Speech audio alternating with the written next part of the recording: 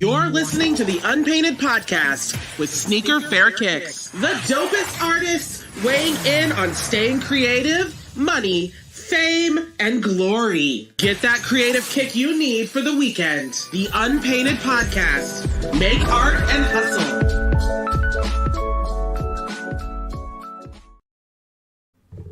Yo! Welcome back.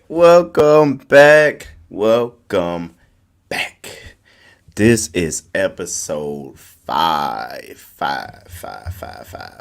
And I have reserved a very special guest, a great friend of mine out of Florida, a dope artist. You know, we've been kicking it for a few years at this point, and I just had to get him on because his art style is crazy, and I just been watching it evolve as he go. I'm just not gonna waste much more time. You know, let's just introduce the guest, Carrie A. Vitals Customs.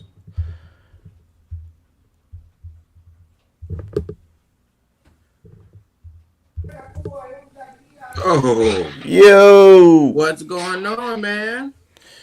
what's happening, my brother? Nothing but a chicken wing. I hear you. So, my brother, let the people know who you are, bro. Let them know what you do. Let's get some background going. Well, first of all, you pronounced my name wrong, mother. It's Avatar. You didn't tell me that. Yeah, but everybody pronounced it wrong though. But it's Avatar Customs. What can I say? Well, I started off as a traditional artist, and I moved on to graphic design in middle school, high school.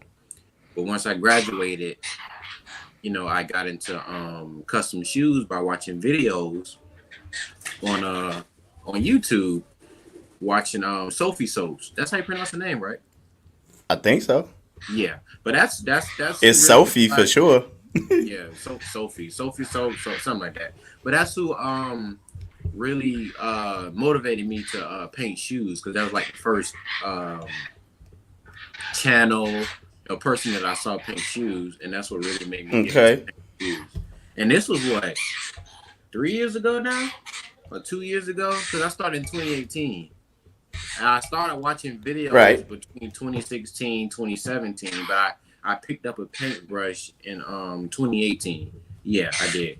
That's when I started painting. And I was still watching her videos while I was painting. But yeah, so I mean, art been a part of me since I was a jit. Because I used to trace Dragon Ball Z as a kid, and I used to have a journal of stick figures, and I used to come up with my own comic book with like stick figures, you know, shooting each other's, you know, like almost like Diary of a Wimpy Kid. Yeah, okay. Yeah, it looks like that. But yeah, art been a part of me since forever. You know, but I started drawing and stuff on paper, and then once I got in school, like middle school, high school, that's when I got into digital art and Photoshop and all that good gibberish. Gibberish. Yeah, all that good gibberish. But honestly, it's only been like what, 2-3 years since I actually started painting shoes. I know it looked like I've been doing it for years, but it's only because I already know about art. And of course, I still had to go through, you know, all the trials and tribulations when it comes to shoes. Trust me, I threw away like 5 pairs of shoes just to get it. Yo, what's up, Jeremy? Oh, Jeremy in the building. But yeah, man. It took a hot minute to actually figure out how to do this, because at first I didn't know how to draw on a shoe, you know. Yeah, I didn't know how to use the correct pencil or pen or whatever, because I was watching Serato, you know, watching these other big people that know how to trace on shoes or whatever. But I still didn't know that method, like the method when they print out the picture and then they trace it on. I still don't know how to do that method. I still don't. Yeah, that one's not that easy. Nah, I try, and I'm not doing that again. But yeah. Care to introduce your friend here? Oh, Rio, y'all meet Rio. He a chatty bird. You see What's him? happening, Rio? Do you see him? Yeah. But yeah, man. I mean, I'm still learning. Listen, I be in your inbox sometimes asking about how to do this and how to do that. Yeah. You know? I mean, that's what we do out here. Exactly. So, bro, can you describe your artistic style for the people? If I don't even know because I can almost do anything. I can almost do anything. Like I can go from pop art to culture art to graffiti. I can do Yeah. anything. So I don't really have a set art style because I can almost do anything. Anything that interests me, I can do it. And that's my problem. And that's not my problem. That's my thing. I can't stay in the same space or whatever you want to call it. Like Mm-hmm. I can't stick to one style. I get bored, you know. So I gotta do this. I gotta do that. Whatever interests me, I'ma do it. You know what I mean? I'ma do. Yeah. I'ma do anything. Like I'm gonna paint some titties on the sheet. If it interests me and if it look good, I'm gonna paint it. You know what I mean? Like when I did that one piece on a Nike Dunk Lows with Ghostface and whatchamacall. Yeah, those was dope. Yeah, like whatever interests me, and it was a kid. It's a kid I know that drew that. I just asked, can I, reuse it? But whatever interests me and whatever ideal I have, I'ma just do it. Like I do anything, bro, anything. So I Said, don't really come one, come all. yeah, I don't have a set art style. Whatever interests me, I'm gonna do it. I'm still learning, but I would say I do cartoon work. So let's say I do have an art style. It's cartoon work, Okay. but I can do any cartoon. As long as it's cartoon related, I'm down with it. Like I tried doing realistic drawings and all that stuff. It's just not my cup of tea. I can't sip on that. Can't sip on that. I like I that. I can't sip can't on sip that. on that. Mm-mm. I Sorry. like that. I like that better than saying it's not my cup of tea. I can't sip on that. Yeah, I I'm gonna can't. have to. I'm gonna have to use that. I just made that up. Look, I tried. I tried my hardest. I watched videos. I read books. It's just not Yeah. for me. It's just not for me. I can't do it. And Yeah. you're never supposed to say you can't do something, but listen, I can't because I tried. And Yeah. I mean, it's different when you try it. yeah. And I like painting on. I mean, I like doing cartoon work more than anything else. So I'm good. Yeah. You know what I mean? That's dope. So like, what's your approach, man? Like, how do you get your inspiration, and like from Oh, there, yeah, from there, like, once you inspire, like, what's the process? Like, you gotta sketch, you gotta go digital, you gotta, go watch like, a movie related to the subject. Like, what's the process, bro? so for my process, because I know this is a problem for a lot of artists, a lot of new artists too. But my process is if I'm really going to do like right now, I'm working on a Batman theme, and Oh so snap. my only favorite Batman theme is the 1960s and 1950 1960 suit. Oh, okay. The So Adam West joint. yeah, so I took it way back, and what I do is when I'm working on a new piece, I watch it. I watch the TV show. I watch the cartoon show, and that Okay. way you sit back, you watch it, and you like, okay, damn, okay, this how this make me feel. This make me feel goofy. So you think of something goofy, and you start taking your notes. I don't do notes. Notes is in my head. I don't take notes. Okay. I take notes when I'm actually doing the mock up. But I'm just saying, you just sit back and you watch the TV show, the cartoon show, and I think that's where you get the most inspiration from. Like Like I just finished watching Demon Slayer, and Okay. I just finished that mock-up I showed you. Right. And Yeah. I, Yeah. I Yeah. got all that from watching Demon Slayer by really understanding the show, and what it's about, and which character is popular, what colors to use, all about anything that's about the show. I put onto the shoe and I just jot it down. So that's where I get my inspiration from. And of course, I look at other people's work, but I don't copy. But I just look at other people's work and see how they move about it. You know what I mean? Go about it. You know what I mean? But I don't copy because Yeah. I get the copy. I get mad when you copy. Listen, I don't have people copy me. I don't care. It is what it is. You can copy me, but it won't be like mine. So hey. Hey, to some it's a compliment. Yeah, but that's where I get my inspiration from. I have to when I'm working on a new piece, I watch the TV show, I watch the cartoon show, and that's when I'm jotting down my notes. So I'm on my iPad doing a mock up and watching a TV show at the same damn time. I hear you. That's how I do it.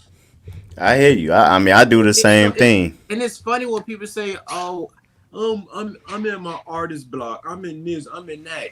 Just go watch TV. Listen, That's the solution, huh?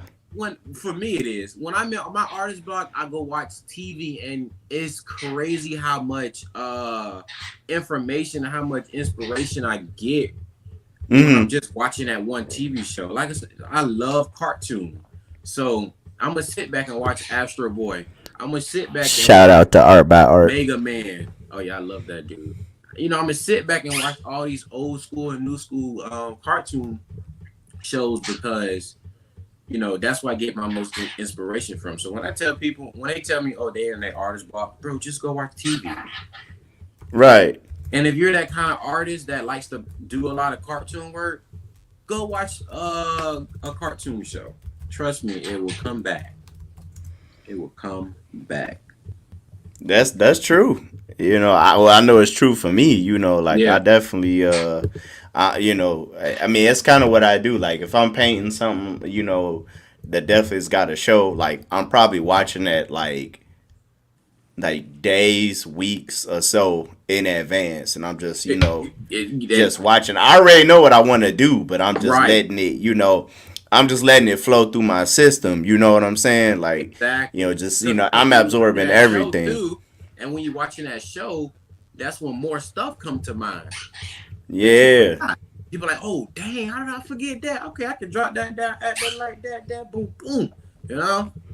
So it's just go watch that TV, man. Go watch that TV. Right, Rio? Rio agrees. Yeah, man, I definitely feel that. It's like the like you said, it just come to you like this, like bam, like all right, I got it. Why? Or like yeah, because I do that too. I'm like, dang, how come I ain't think about that? Usually when it happened to me though, I like the design is already like composed, and if I add something, it's gonna mess up the whole situation. So, when I get that moment, it usually be too late. But I definitely be like, bro, like I could have put that in there. Yeah. But I do that all the time.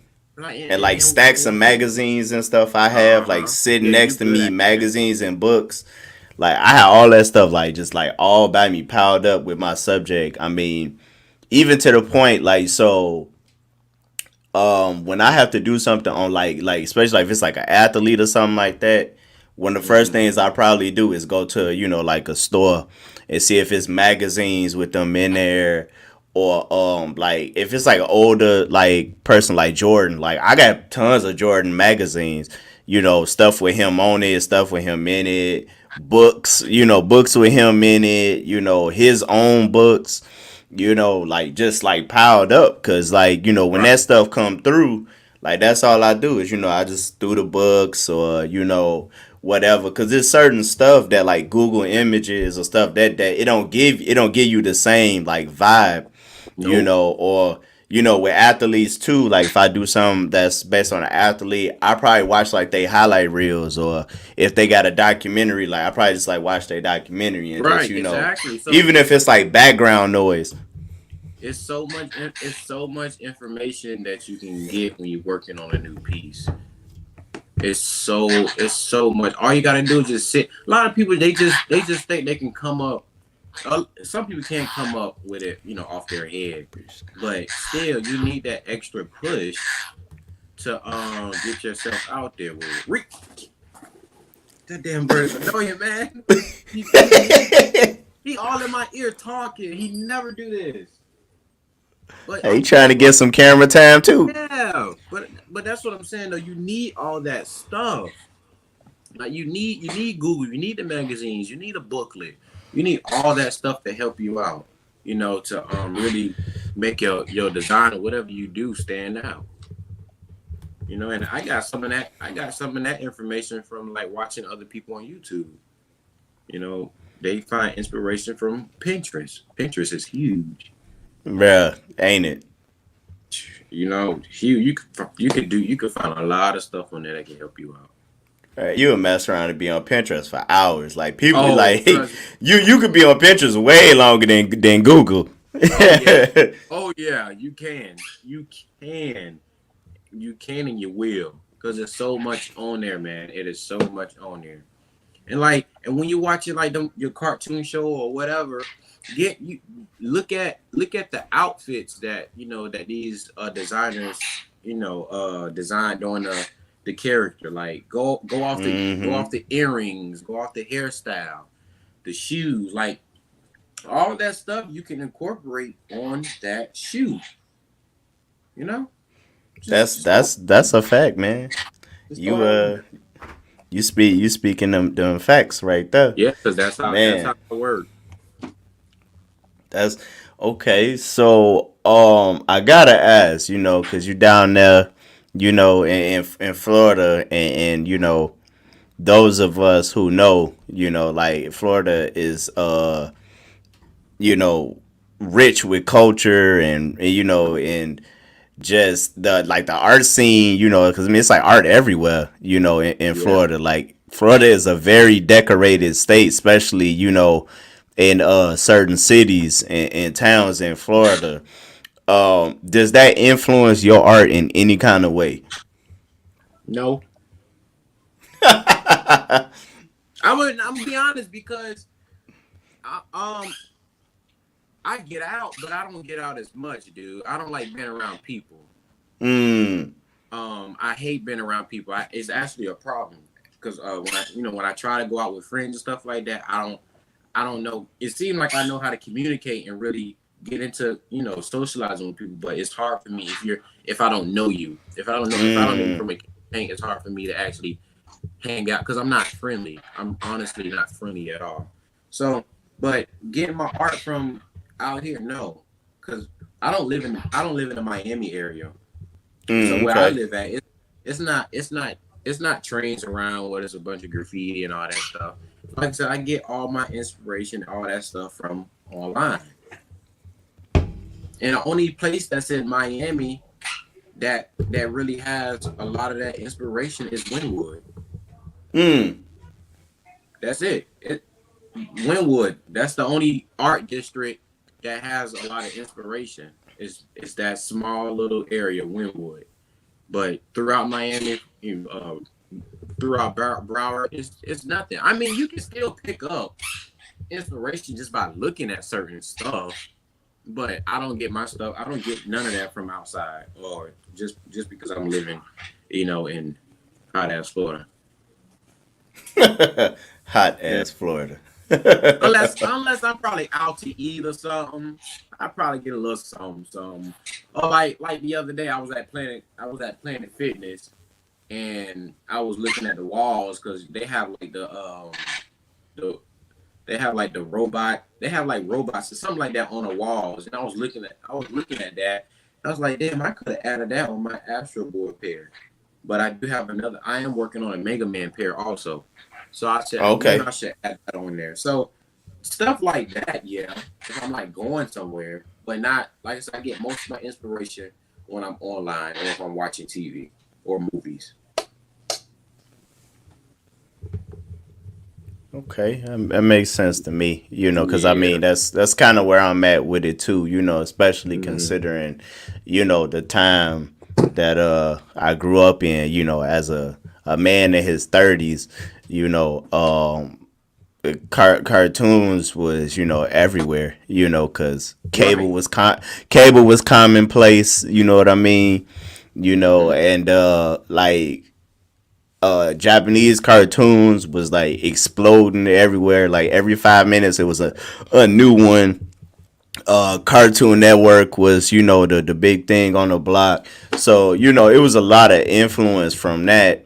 And yeah, being in Chicago, it's like in contrast to what you were saying, being in Chicago, you can't walk but 5 feet without seeing something, Right. like that's like art related, or something that can kind of, like inspire you, you know, and I mean that's even in like, like the I guess you could say like maybe the worst, you know, parts of the city, and I don't really like to say it like that, but like even just certain areas, like it's always something like posted on a wall. Somebody probably put some graffiti somewhere, you know. Mm-hmm.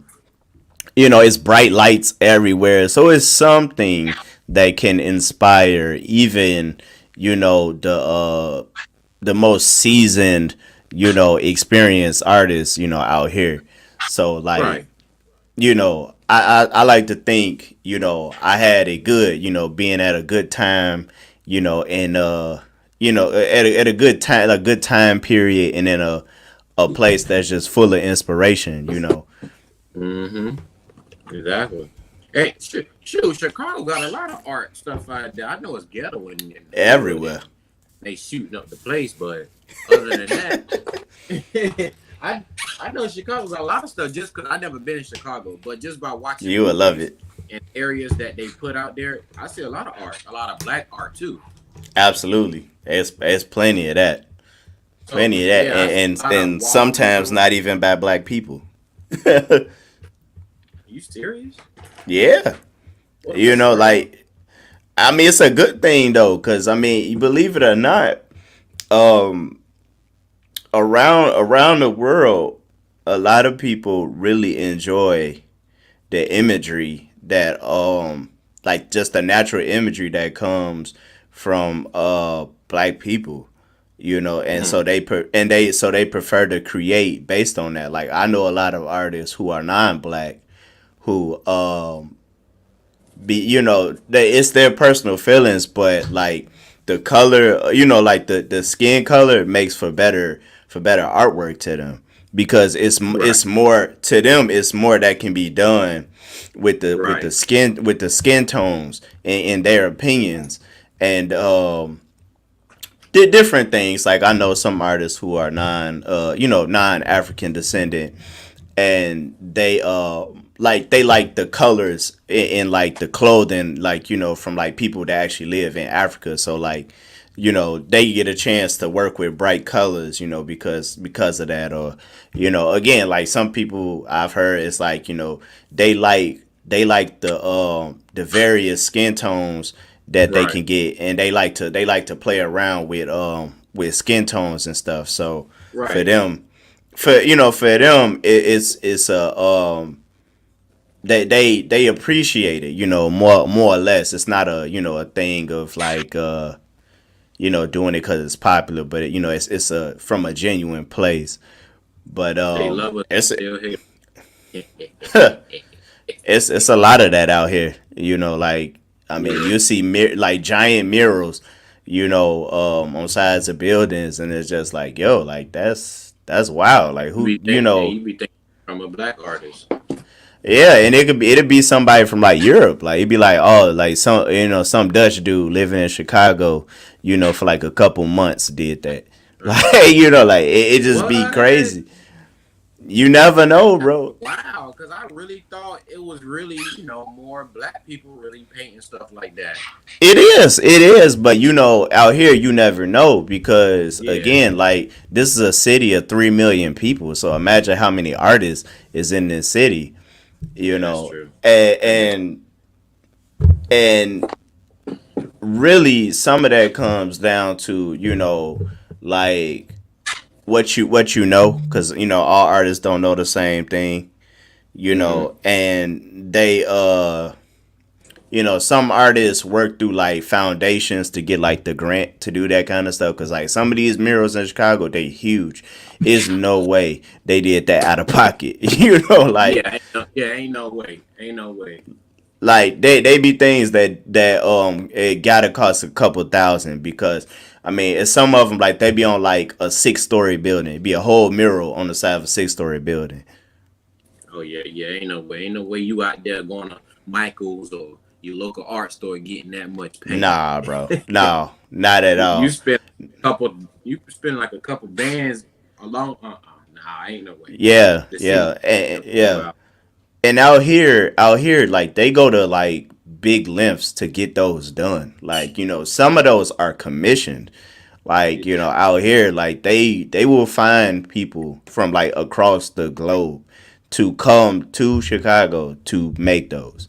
Like Mm, it's like that's dope though. people. Like I mean, I've sold. So, some of them come from Europe. Like I know some come from South America. Like I believe it's been a few that's come from Brazil that's made like it's like them like real big ones, you know. Hmm. But I mean, obviously the local artists eat first, Of because course. Yeah. or at least you could say eat the most Right. because like it could be anywhere. Like there are parts like especially if you get to come out here, you want somebody to take you to Hyde Park.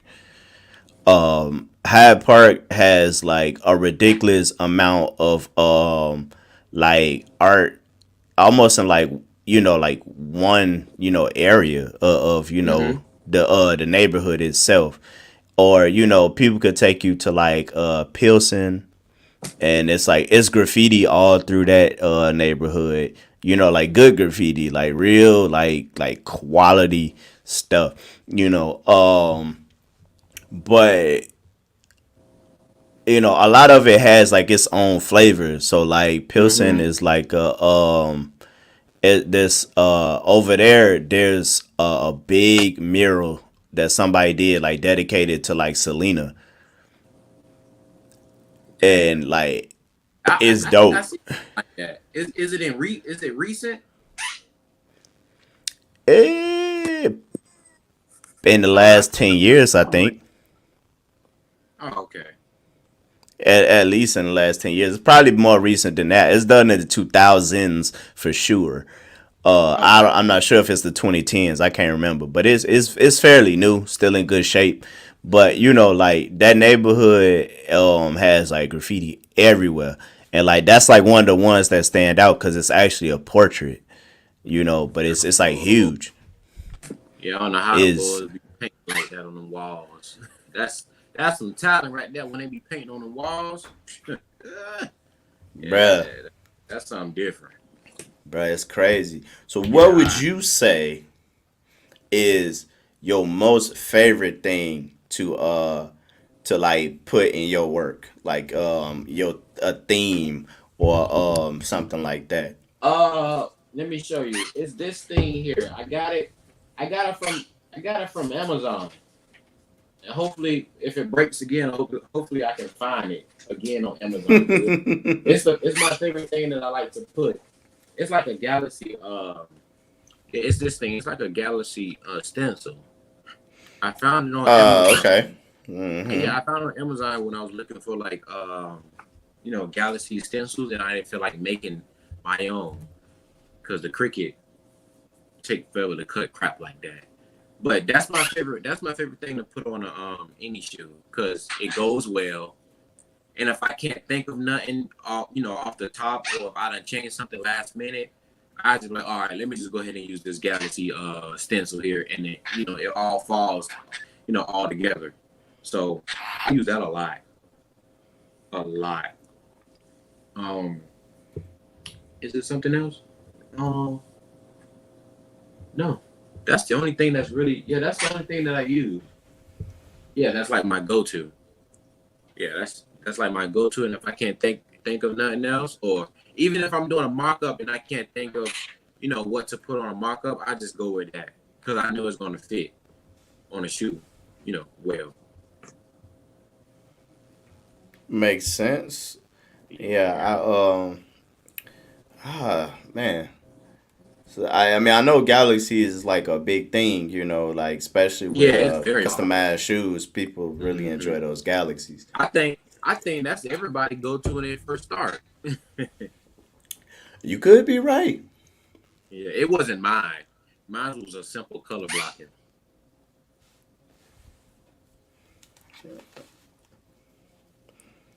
Yeah, mine was a I'm simple trying to color remember.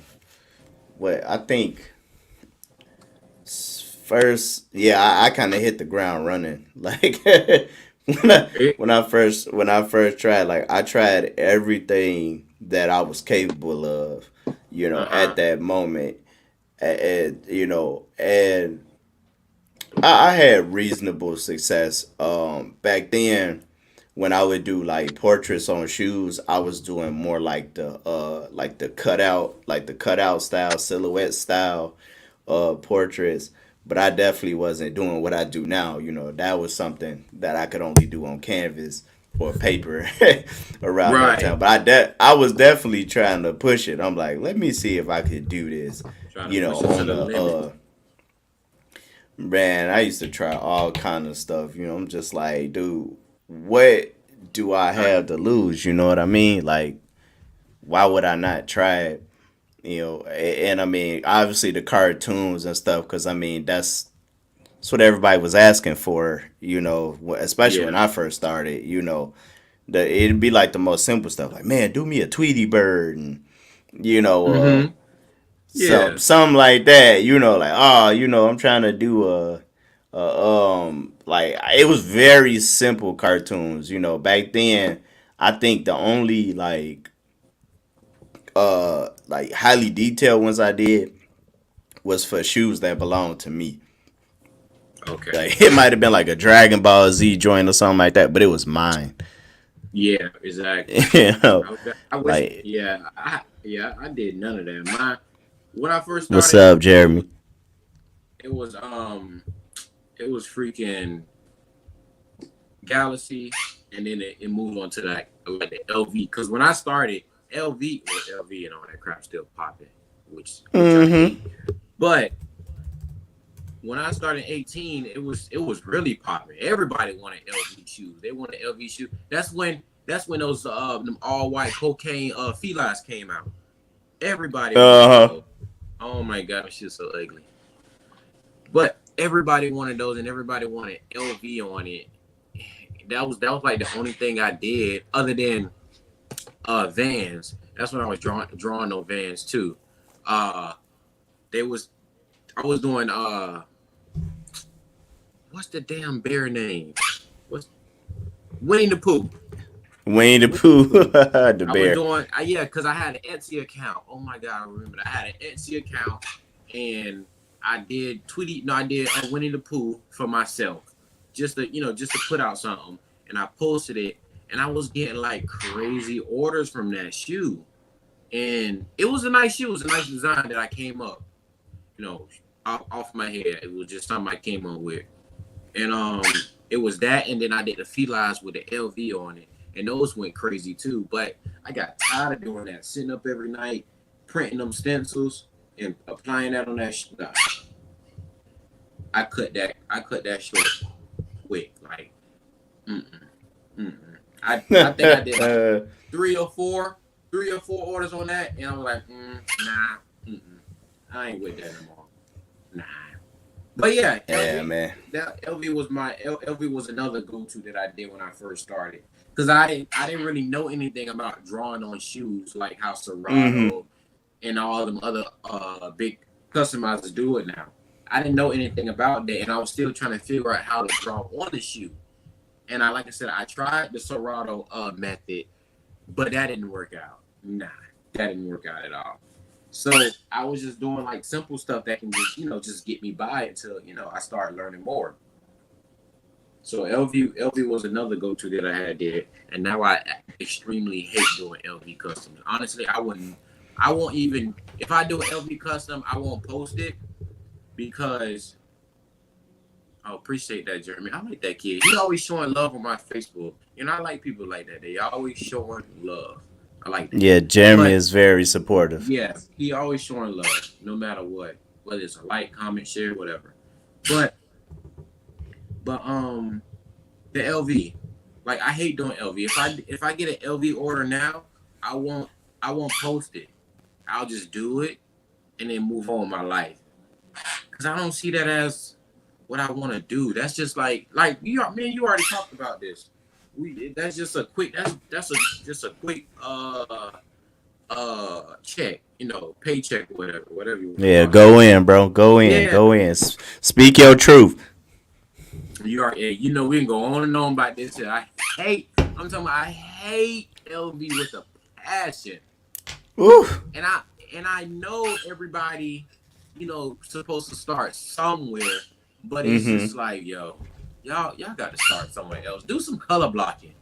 Do some soft beach colors. Do colors that make you happy, or go off a cartoon character. Like, look at Sonic and you use Sonic colors on the shoe, or Pac-Man, or Mega Man, or Mario. It's so much you can do when you first start off, but everybody want that. Everybody want that now. And I understand everybody need that now. Because I need it now, But LV, I hate doing it. I honestly hate doing it. It's a time consumer. Huge time consumer. It take up way too much time. And I just hate doing it.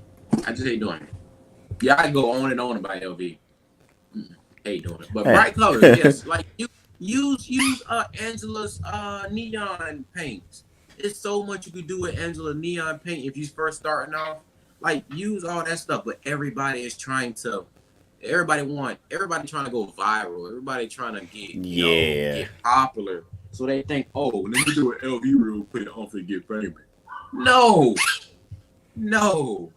it ain't true. I did LV. Look what I'm at. Shit. So yeah, hey bro, talk about it then. What do you think that comes from? Like that pressure to try to go viral, try to be popular. Like what you think is pushing people towards that, and what could they do, to I guess get that feeling of pressure, off of them. First of all, it starts from social media. Everybody is on social media looking at the next man. Like, for example, they looking at Serato. They see how much love Serato is getting. So they think, oh, if they do this LV custom like Serato, that they'll get the same exact love. But it's not true, because you got to remember, Serato also started from the bottom.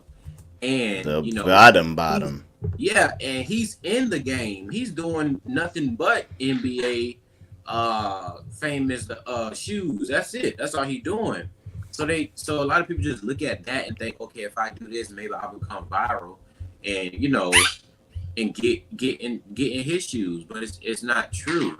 If you just do your own thing, stay in your own lane, people will respect you. You'll become popular, famous, whatever you want, even faster, because it may take a little longer, but people never saw what you're doing, so they're gonna jump on your wave and be like, oh, okay, this kid better than doing this LV. I'm finna follow him. Like, what's that dude name? Color Me Fresh. I love Color Me Fresh. Yes, sir. Shout out Color Me Fresh. I love his work. Like he's in his own lane. You see how popular and his page is all organic. Yeah, it's all organic. So, and it's because he stepped out of his comfort zone.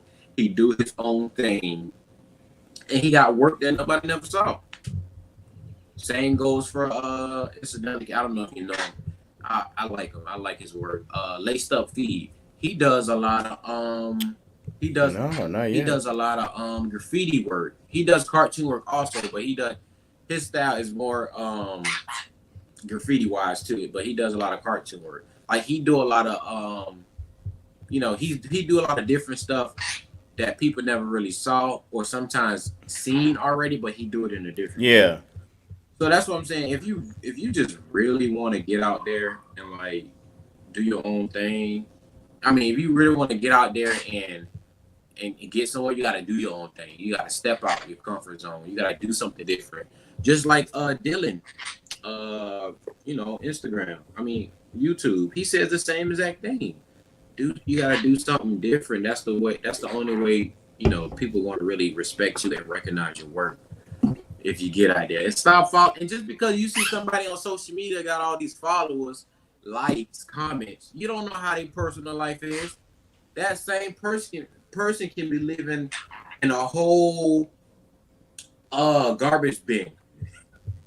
That whole person can be living in a whole garbage bin, bro. And you over here trying to follow his footsteps because of what he has on social media. Half these people that's on social media today don't even have a roof over their head. They have the house hop, couch hop, job hop. All this. That's why I never follow behind nobody. And I used to do it.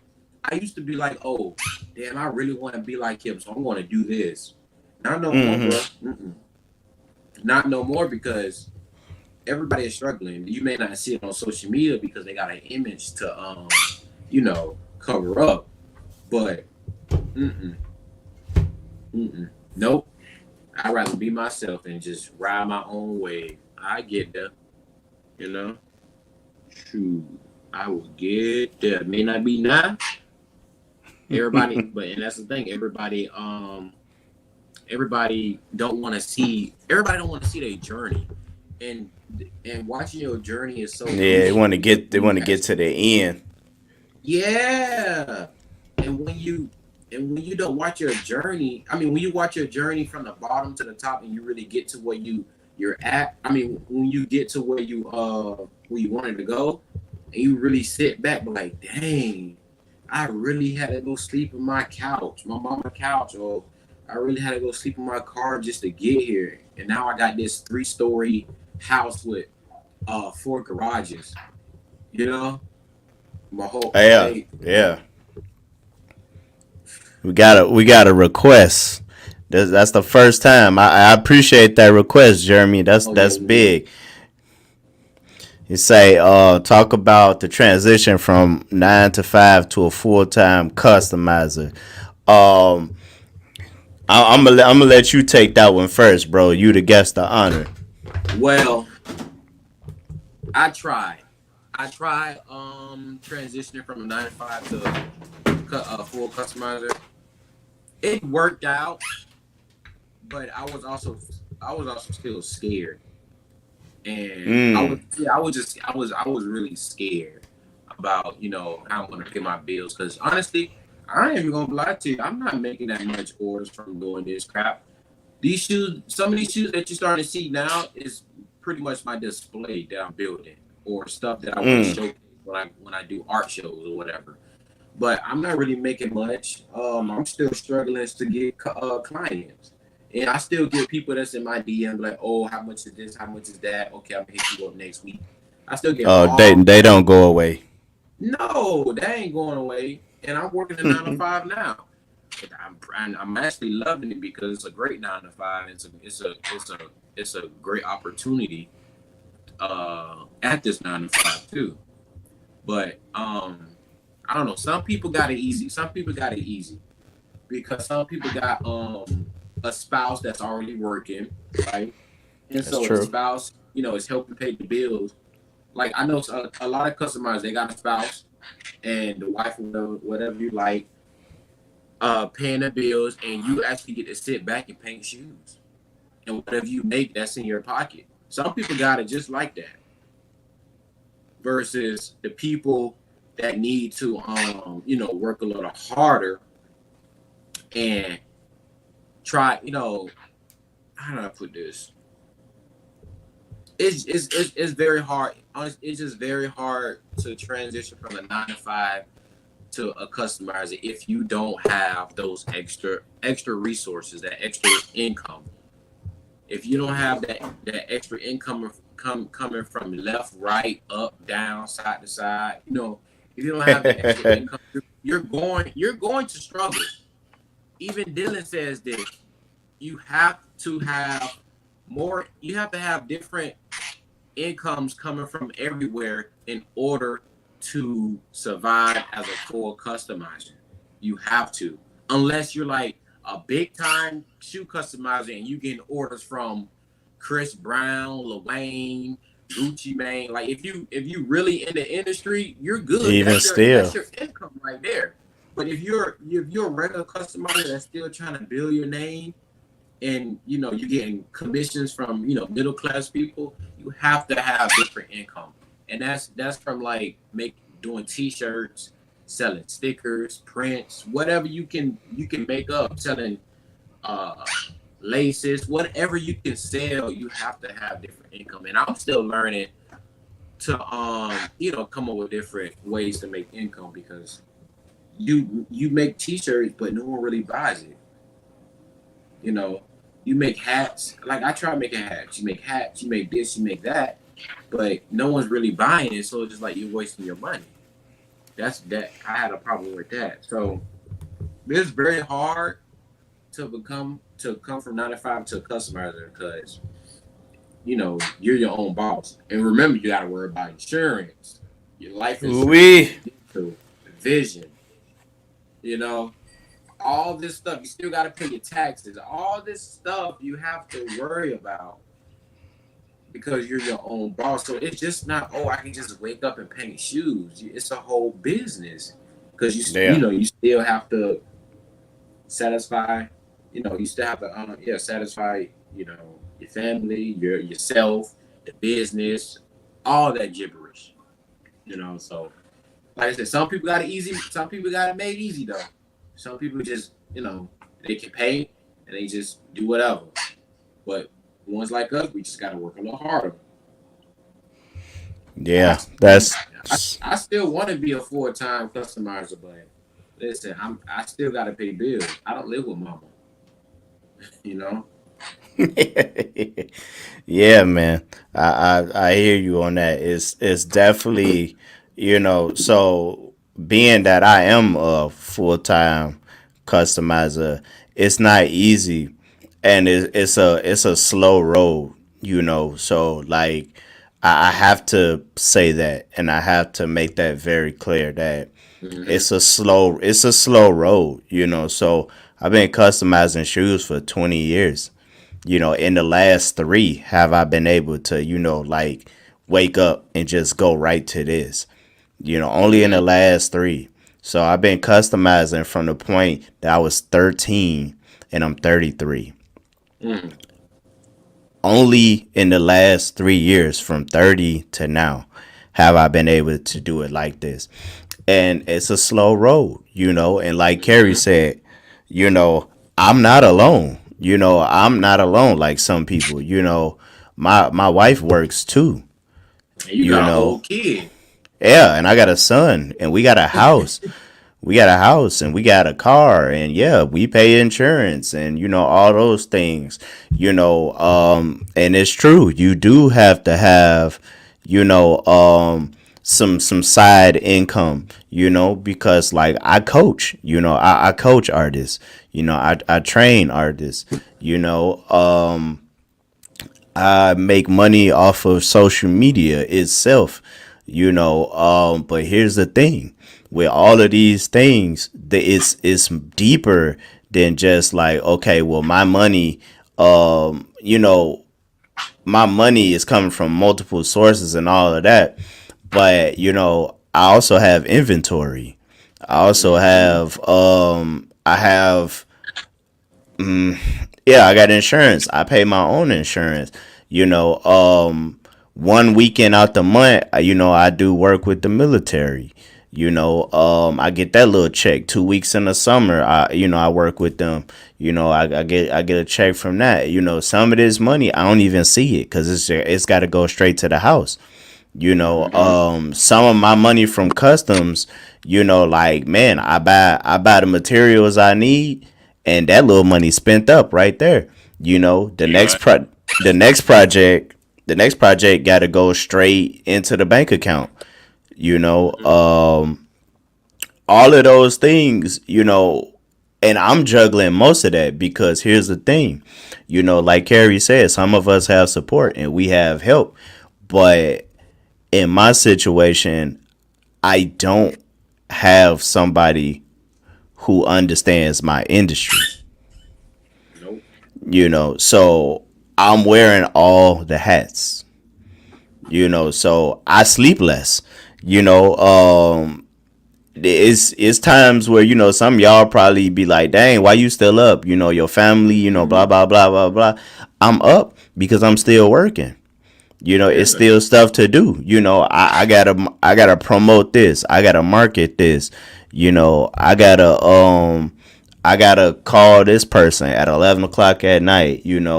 Somebody sent me a message. Hey, Anthony, I'm trying to do this thing and I don't understand. I gotta do that. I might have forgot an email. I need to send this email before the night is up, or it's gonna be a problem.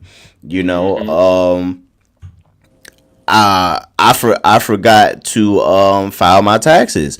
Well, now I gotta stay up because I need to file these taxes. I need to move money from one account to the other account because I didn't put my contribution for the next 2 weeks into the family bank account. I'm doing all kinds of things. My car is also the business car. I got, sometimes I gotta hop out and drive off and go drop something off. The post office, all these things, and this is money, money, money, money. Now on top of that, I gotta control these receipts. I can't lose receipts. No, I can't afford to do that. taxes. I can't afford to lose a receipt. You better For not. nothing. For nothing. Right. I can't afford to lose a tax form. Facebook send me a tax form, at the end of the year. I can't lose that tax form. Cause that could come back and the IRS say, hey, we see you been getting paid by Facebook. We need parts. I don't know where that paper is. Well, that's your ass. Like invoices and stuff. I gotta keep up with my invoicing. So like when people say, how much is this gonna cost? I can't just necessarily tell them in the DMs. I gotta send them like an actual piece of paper with an itemized list on it. And that's for my protection. That's for tax purposes. So it's like, okay, well, you pay for this. If I gotta go drop off a shoe, I need to know how many miles I drove. Cause I need to write that in there. For business, I take my car, I drive X amount of miles a year, all those kinds of things, if I was working, okay, so I drove somewhere and I went to go drop something off to somebody, or I went to go pick up supplies.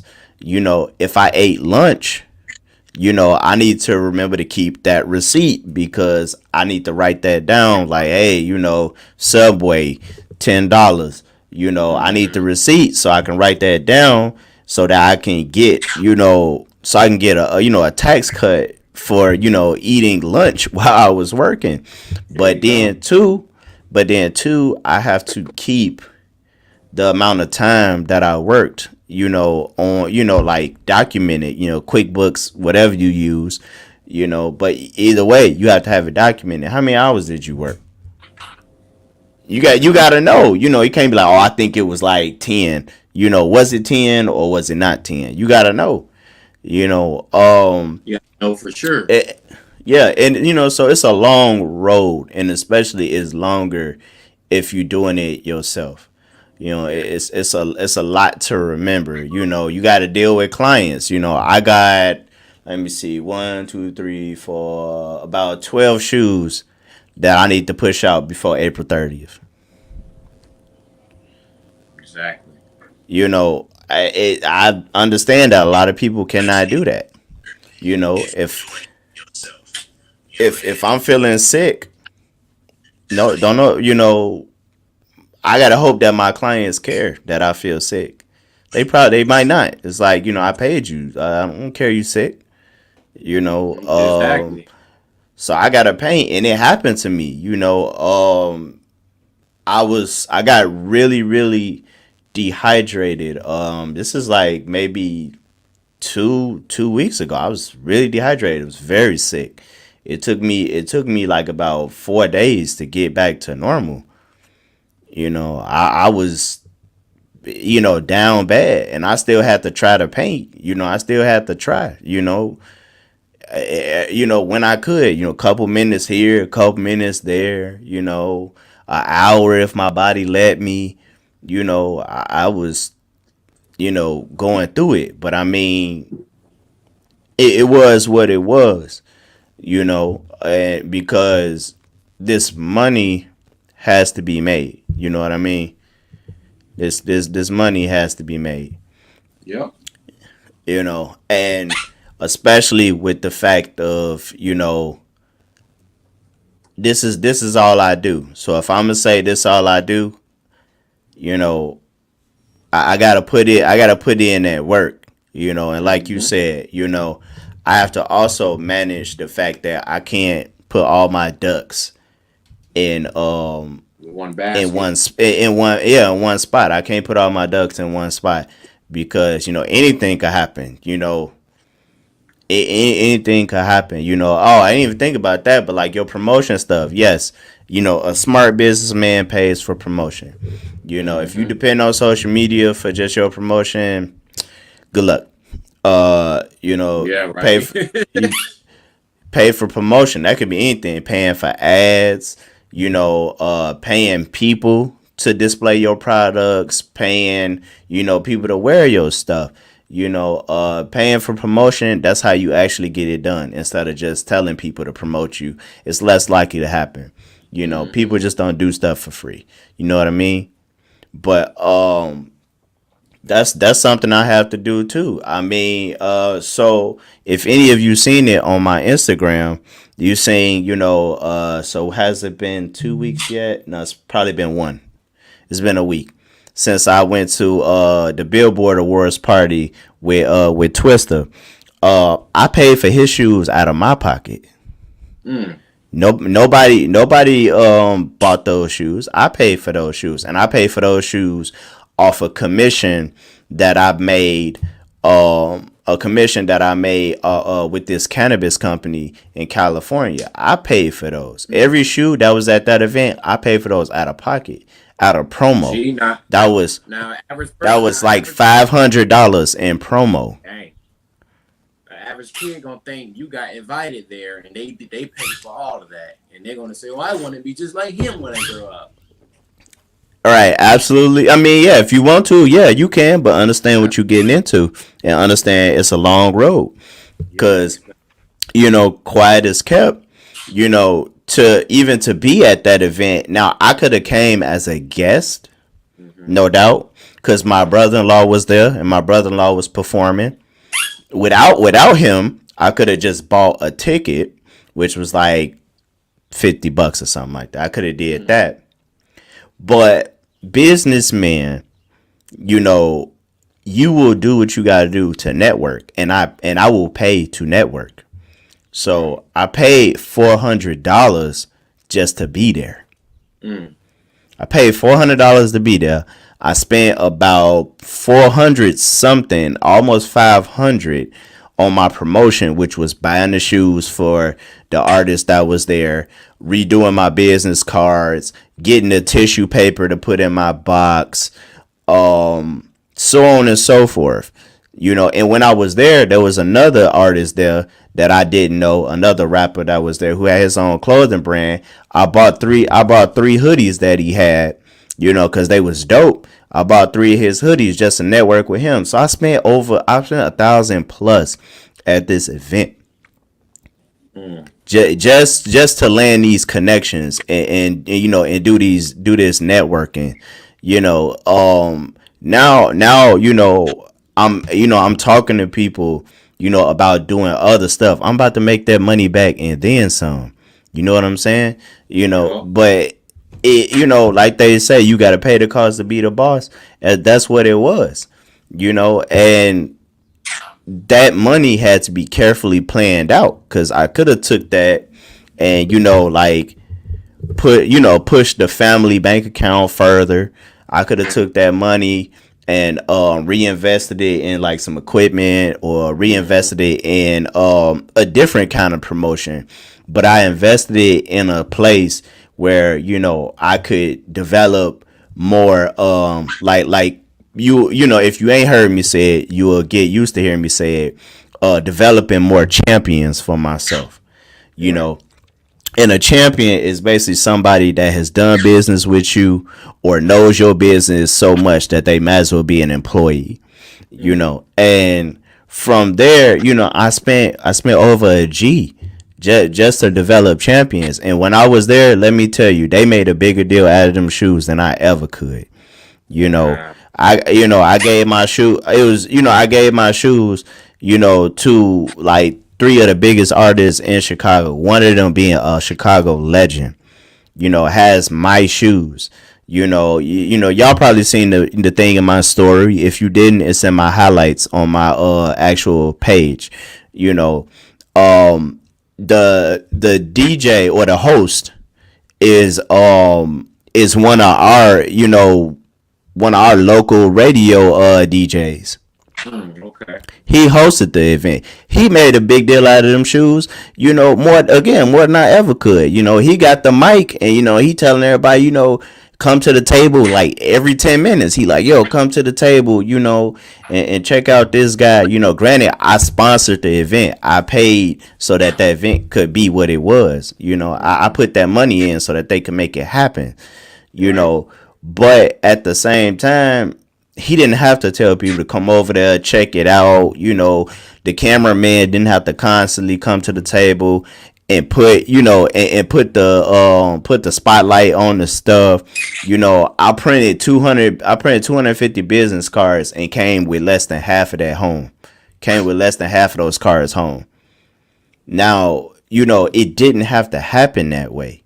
But again, I paid the cost. I made the sacrifice. You know, and I'm saying that to say that is not impossible at a small scale. Right. You just gotta want to do it, and you scale up at appropriate times. You know what I'm saying? Yeah. You scale up at appropriate times. You build up, and when there's more demand for what you're doing, that's when you scale. You know, so where about the time I met you was about the time that I was doing like my research, you know. So I've been doing this for 20 years, but one thing I did not know was that there was Facebook groups for this. I didn't know it was Facebook groups for customized sneakers. It just never crossed my mind. You know, it should be very obvious that there were, but it just never crossed my mind to find out if it was for whatever reason. So when I discovered that, I say, okay, I'm not going to come in here and I'm not going to behave like no big dog, right? I'm just act like I don't know much. That's how I'm going to behave, you know. And for months, y'all never seen none of my work. I was in the background working, but I was learning. I was learning about who y'all were, what you think, who the big dogs was. You know, I was talking to Remix Your Kicks, shout out, and a couple others. You know, learning. You know, right? You know, I was learning what I was missing. You know, for all of these years, because I mean, you know, I worked local and I worked with myself. I didn't know that was a thing. I was in art groups on Facebook, but none of them for shoes. You know, I just never thought to look. So, you know, and when I got to know people and people started to trust me, you know, because they could verify they could verify my advice. They could verify, my recommendations and things like that. That's when I started to post my work. So, I had people interested in me, being like, okay, you make sense when you talk. People, like people listen to you. People, like validate what I'm saying. Liquid Kicks, shout out to Liquid Kicks. You know, they would pretty much double down and be like, yeah, what he told you is accurate. And this is before I had a tight connection with them. You Right. know, but I understand products and I understand my artwork. I do this for real. I do my research, and I take care of business. But I had it at a point where people could trust me and people would respect what I was saying. And that's when I dropped my work then. So then it was like, okay, homie is verified. It's this not just somebody just talking just to be talking. You know. Exactly. So, that made it easier to get into coaching because it's like, okay, I can talk it and now you done seen the work, so I can walk it. You know, and from there, whenever people would, come in and just be like, hey, I need to know this, I need to know that. I started small with coaching. I really didn't charge people. People would just, be like, hey, bro, here go, this what I got. I can give you a little something, like I'm just not going to take information for free, and more people started to find out that I was coaching. People started to recommend people to me, like go talk to him, in the comments and DMs and things like that. And so I said, okay, time to open up a coaching platform, you know. And I do my coaching platform private. Nobody needs to know that I'm coaching you. I'm not going to tell people I'm coaching you. It's one-on-one, so you get all the attention you need. There's information that I don't share in DMs that I share on my coaching platform. So it's basically like these people get inside information. If I know about like some kind of events or something like that, I got you. Like one of the things I teach people is I teach people how to identify their ideal clients. And I've actually talked about it candidly, on IG Live and Facebook and stuff like that. However, the difference is how I talk about it. I've never talked about it in depth for free. So I have that going, but again, I started small. I started real small with that, and I've always been working on like understanding social media, the various algorithms, how to promote and stuff like that. And I went to TikTok and it wasn't working for me. I really don't like it. I'm also not very good at it, according to the algorithm.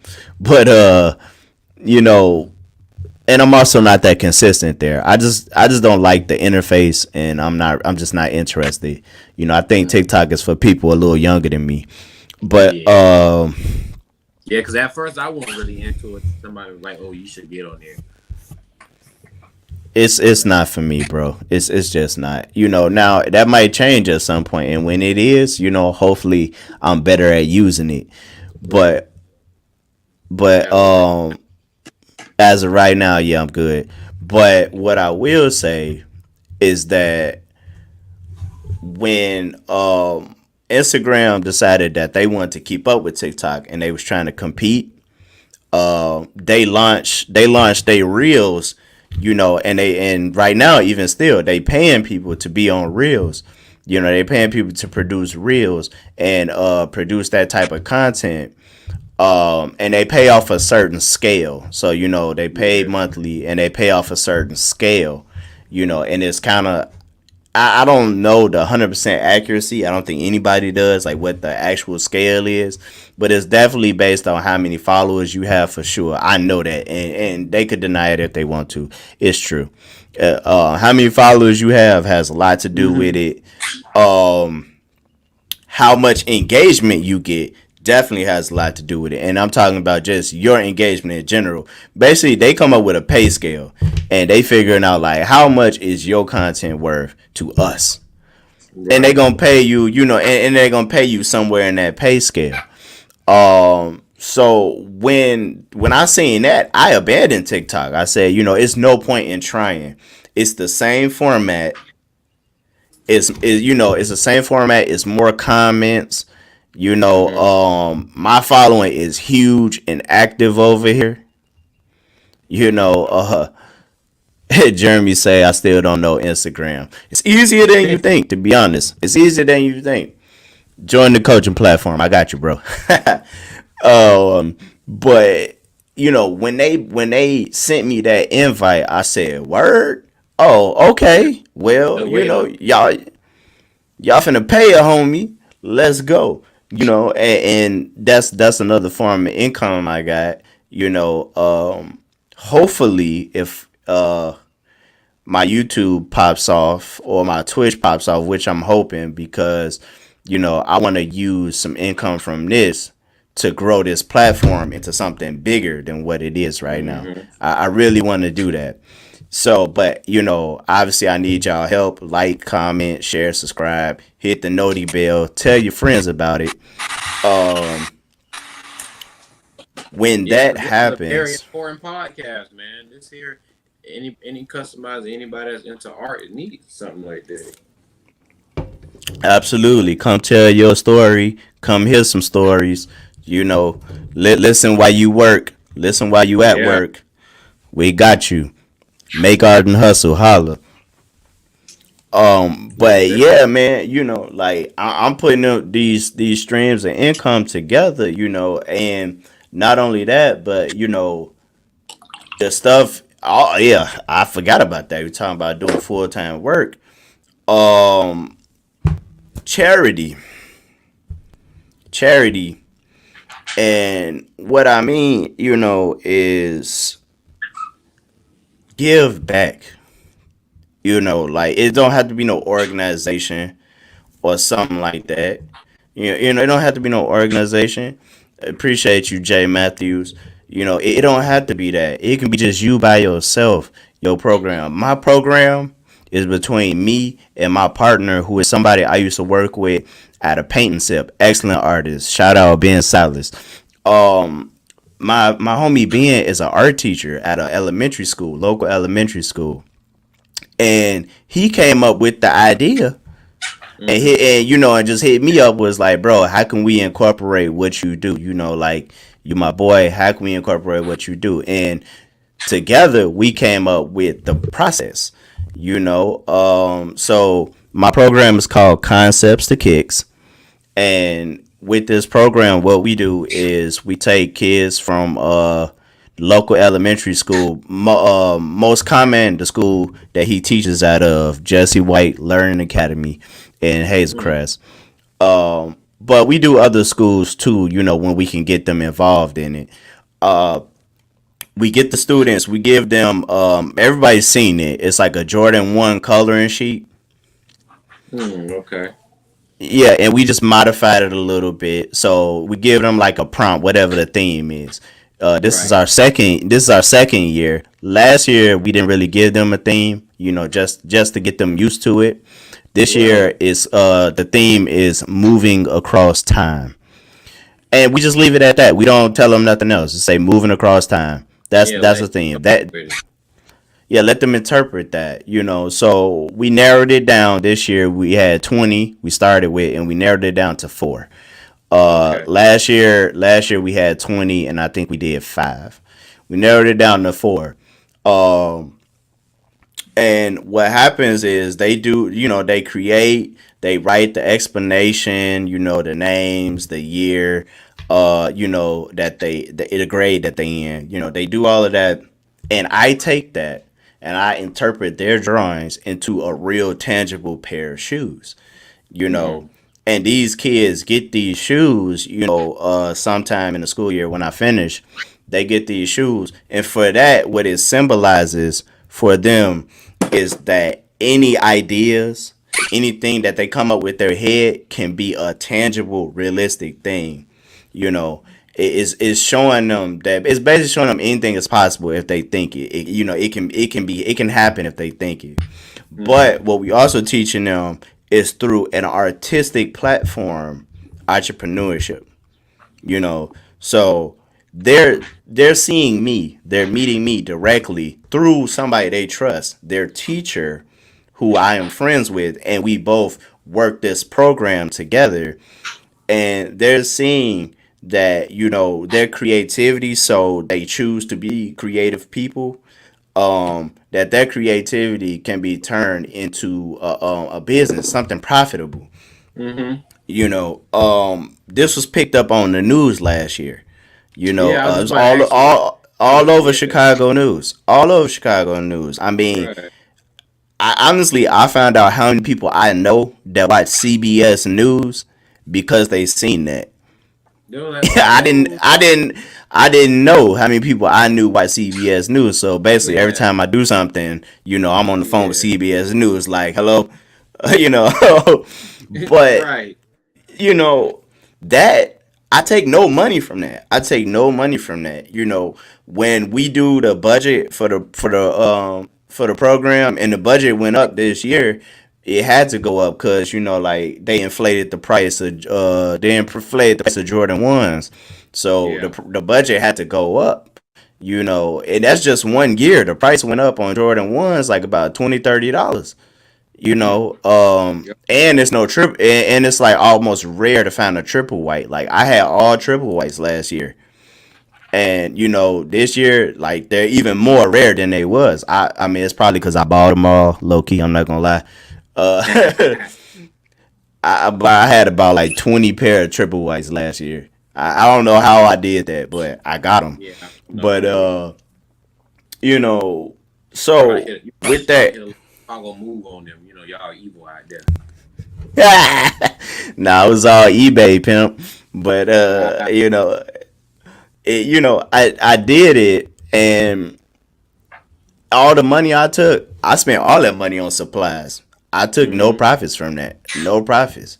I didn't put none of that money in my bank account. I didn't buy nothing. No food, no watch, no hats, nothing. No gas, nothing. All that money I allocated to that program, and I still have the receipts just in case somebody was like, "So you did charity work? Let me see the receipts." And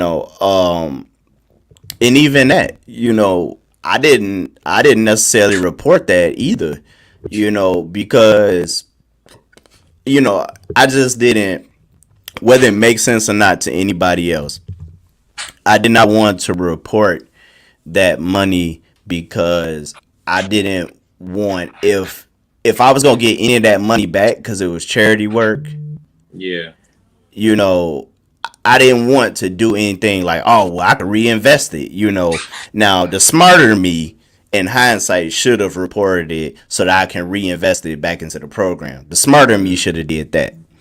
But what I did in honesty. You know what I mean? But that charity, doing this program, and I'm going to do this program as long as I got the energy to, doing this program sparked a lot of people to attempt to do that where they live. Right.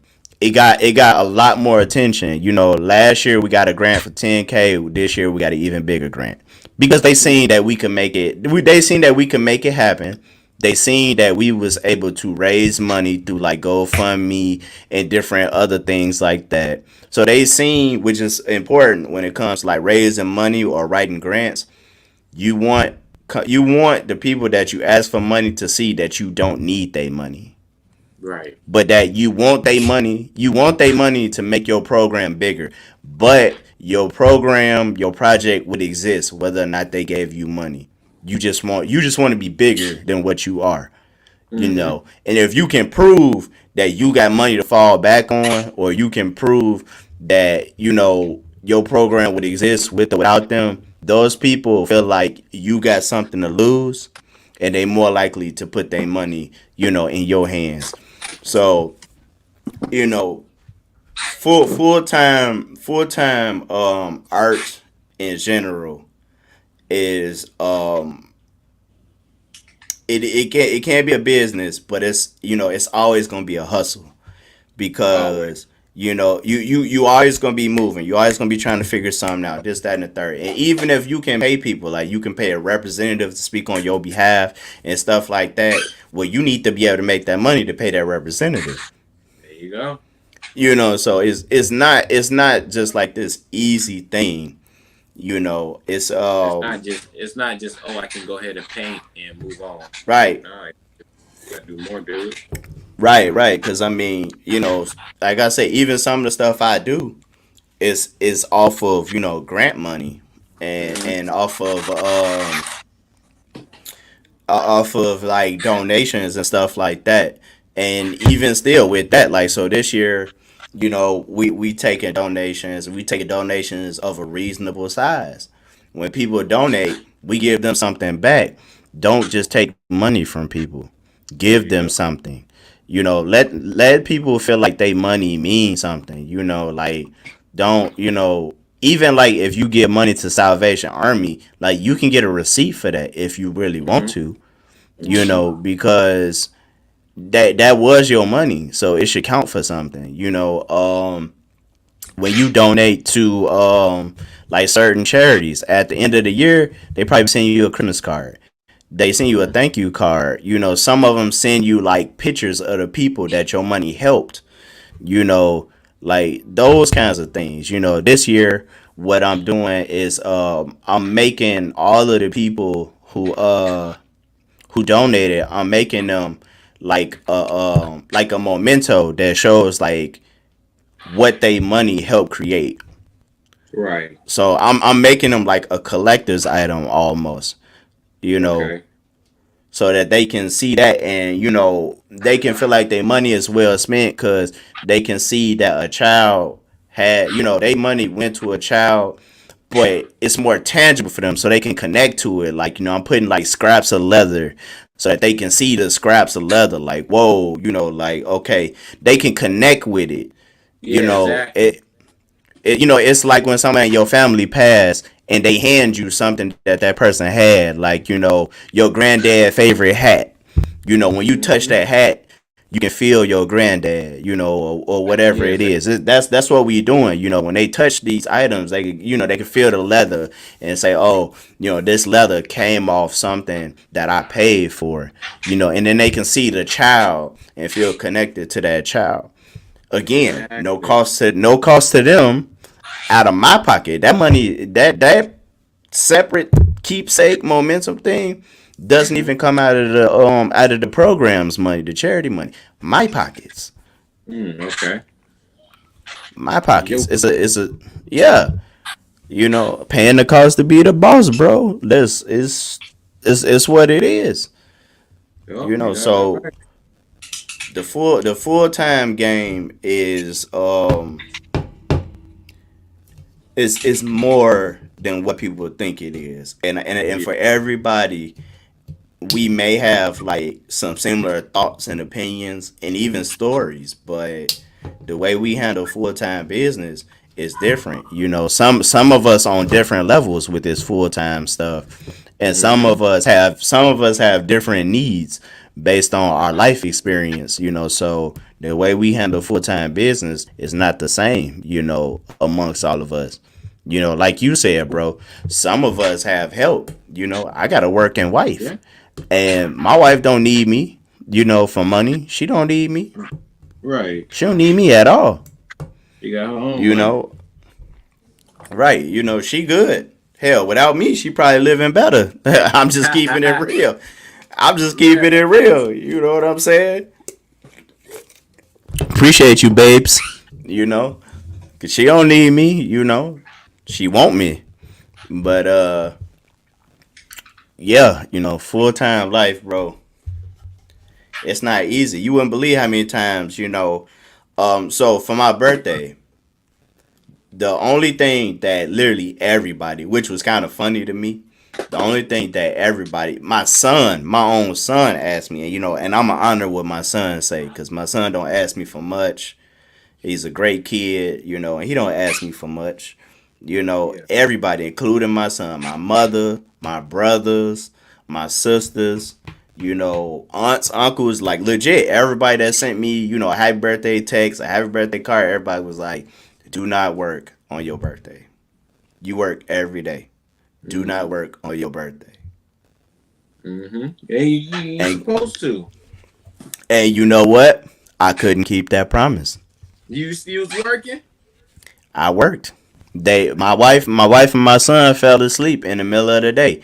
What I do? Brought my happy ass upstairs and put in some hours while they was asleep. Hey, you hustling. I couldn't do it. I knew better, and I tried. And I said, Yeah, I can't.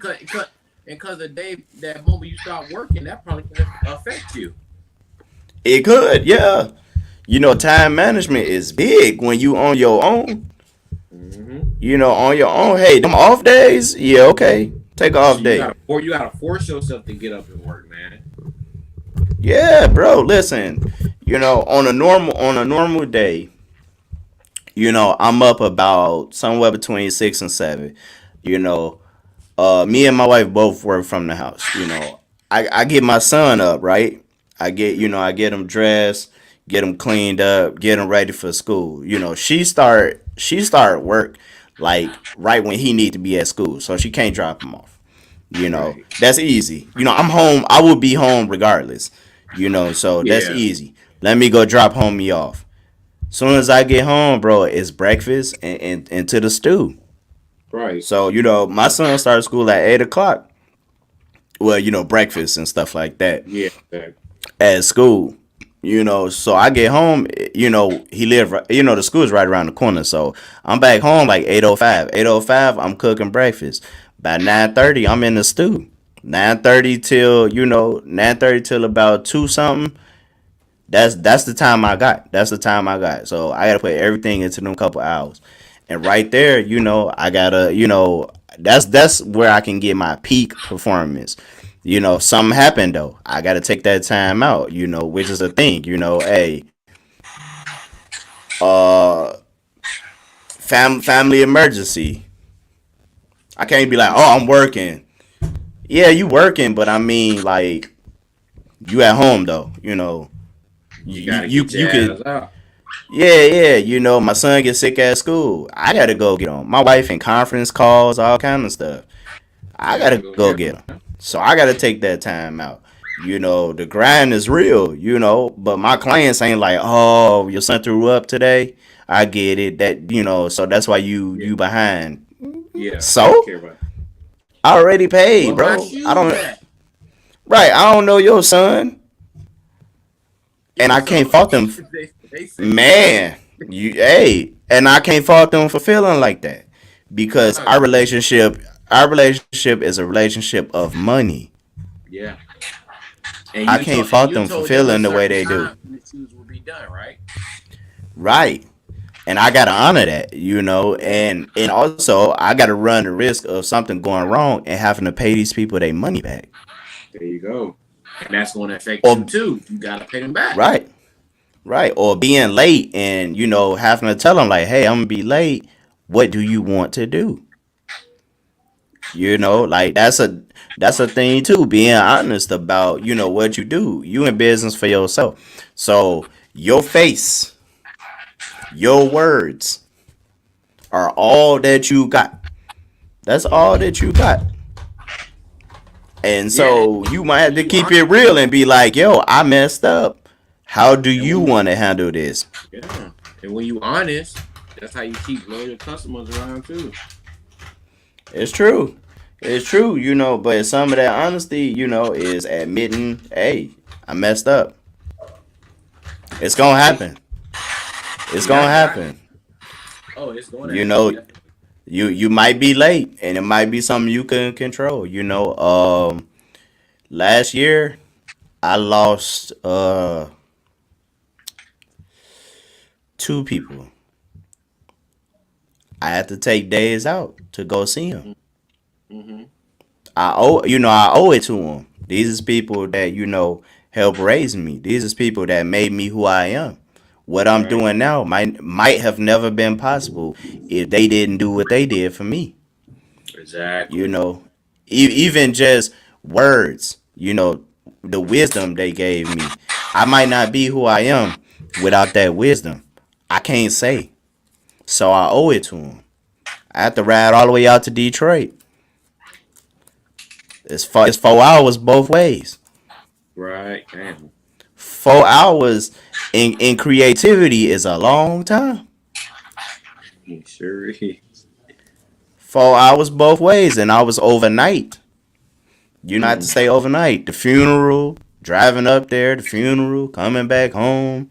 You know, all that. Not to mention like army stuff that I do. That's days out of my calendar that I can't use. Exactly, man. So it's so much you I gotta gotta really. schedule my work. I gotta schedule my work around that. Right. Birthdays, can't work on a birthday. My wife's birthday, I refuse. That's the day I'm not gonna work on. I'm sorry. That's the day I'm not working. Right. My sons, out of the question. No exceptions. And that's the No way it got it. exceptions. Should be. Yeah. Exactly. I gotta eat that. That's the day I'm Yep. missing. My son's birthday is at the end of this month. I'm already losing 4 days out of this month that I can't work. 5 when I add his birthday in. I'm not making an Yeah. exception for my son's birthday. I gotta account for Right. that. You know what I mean? Yep. So this full time gig, bro, It you ain't gotta know what easy. you're getting into. Yes, sir. Yes, you do. You gotta know It what you're ain't just. getting into. It ain't just about painting shoes. Nah, it ain't, and it's Especially a right finan- now. it's a financial investment. You wouldn't believe how many conversations I had to have sitting down with my wife and saying like, listen, this is how it's gonna work. It's a lot of questions involved. How you gonna make it work? Where the money Yeah. gonna come from? How you expect to keep that up? You know, what is it gonna take? It's a lot of questions. And those questions change, and I got to come back and be like, hey, some, it's some changes that's got to be made. You cool with this or no? You know, Exactly. we partners. We may not be in the same business, but we still partners. Yes, Might she come a gotta know day, what's might going come a on. day where she say, hey, hang this up, I need your help. hang this up. It ain't enough. It ain't enough. Hang it up. Anything could happen. We young. We do what we supposed to do. To make sure that certain things don't happen. But we could have another kid. We doing good right now because we got one, and it's easy to take care of one. Right. We could. You never know. We adults. We know what grown folks do. Could have another kid. Exactly. I'm telling you, if another kid come, I gotta go part time. There Holla you at your go. boy. This works because we only have one. Right. And we ain't paying for diapers. We ain't paying for diapers. We ain't paying for certain things because he at an age, where he becoming less expensive. You know Right. that baby phase expensive. No. My son ain't even paid off yet. The hospital on that boy. Oh my goodness. Trying to keep He it said real with you. she got 5. No, Lord. I cut my whole bottom half off before I had 5 kids. Yeah. Look, I do whatever I gotta do to make sure it's like, listen, I cut all this off. Somebody go find me some wheels, cause I ain't got no bottom half, nothing. You better say it louder. Bruh, we about to save money. I don't even need to eat, cause I ain't got a bottom half to eat with. Forget that. Forget that. forget it, bro. Like I ain't with it, bro. But that's Really? enough on that. That's enough on that. Yeah. You know, Yeah, they were. we ain't got to talk about that all day. So, everybody that's been watching the podcast so far, you know that I love this book for artists. This I'm gonna say is the artist Bible. This the Yeah. artist Bible. Nobody knows what they're doing. If you ain't got this book, go get it. And if you gonna be in my coaching group, my coaching program, if you ain't got the book, guess what? You don't need it because I'm gonna tell you about it. I'm gonna send you information. You gonna know about this book because this is a book for artists. You see that title? Nobody knows what they're doing. That is the mantra. Put that in your head when you freaking out. When you don't know if you doing enough, nobody knows. There you go. So I want to read this little part, and we just gonna do a little feedback. I want you to vibe with me, right? Okay. So this is from what chapter is this in this book? I should have got that part together already. Y'all don't get to judge, so I don't care. Okay, so it is chapter 8 of the book. The chapter is called "It's Not Magic." So this section says everyone is a mess. That's one thing that unites us. We're all flailing around, just trying to do things. We all feel like we should be doing more or better. So we pretend we know what we're doing at least, but none of us actually do. What you think about that, bro? Say that again. All right, I'm gonna read it one more time. Everyone is a mess. That's the one thing that unites us. We're all flailing around just trying to do things. We all feel like we should be doing more or better. So we pretend we know what we're doing at least, but none of us actually do. Mm.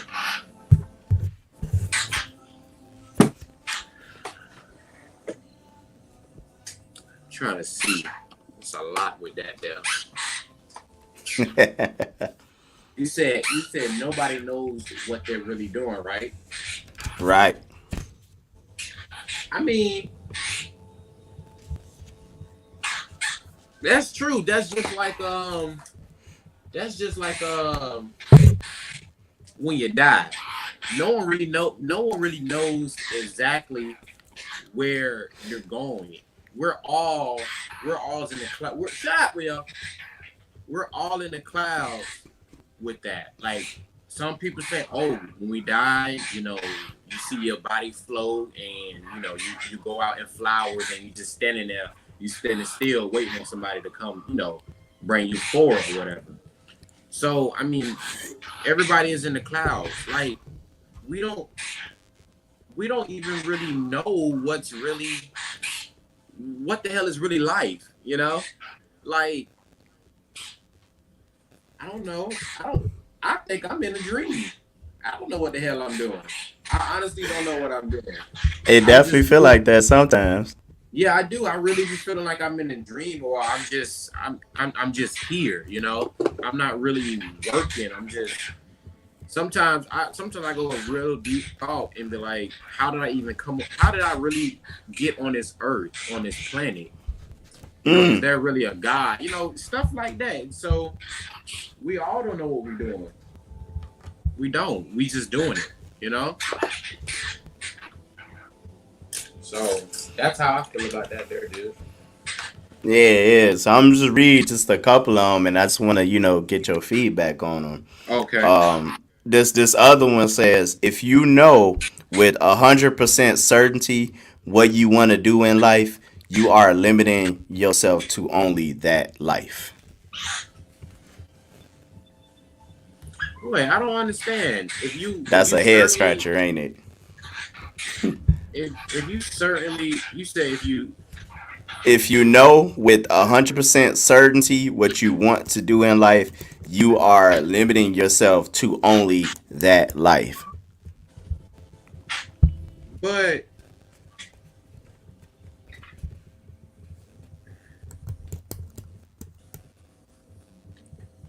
but I really, like I really want to paint shoes. Mm-hmm. What's wrong with that? Nothing. So here's the that's just the header. So Right. it says having a rigid idea of where you want to be and what you want to do is incredibly restrictive. You will close yourself off to the countless other opportunities and countless other lives that can await you instead if you are open to them. Mm, If your path only leads you to a single destination, that's the only place you'll ever go. mm. Okay, I see now. Yeah, I understand. I was watching something like that. I was looking at a video, and a girl was Mm-hmm. like, you're not obligated to do one thing, especially if you're good at it. There's so many opportunities out there to whatever make money or whatever you want to do. You don't have to just stick to one thing. So yeah, I believe that you definitely limiting yourself with one thing. Because that's like me. At first, I was doing drawing on paper and doing digital art, but now I'm painting on shoes.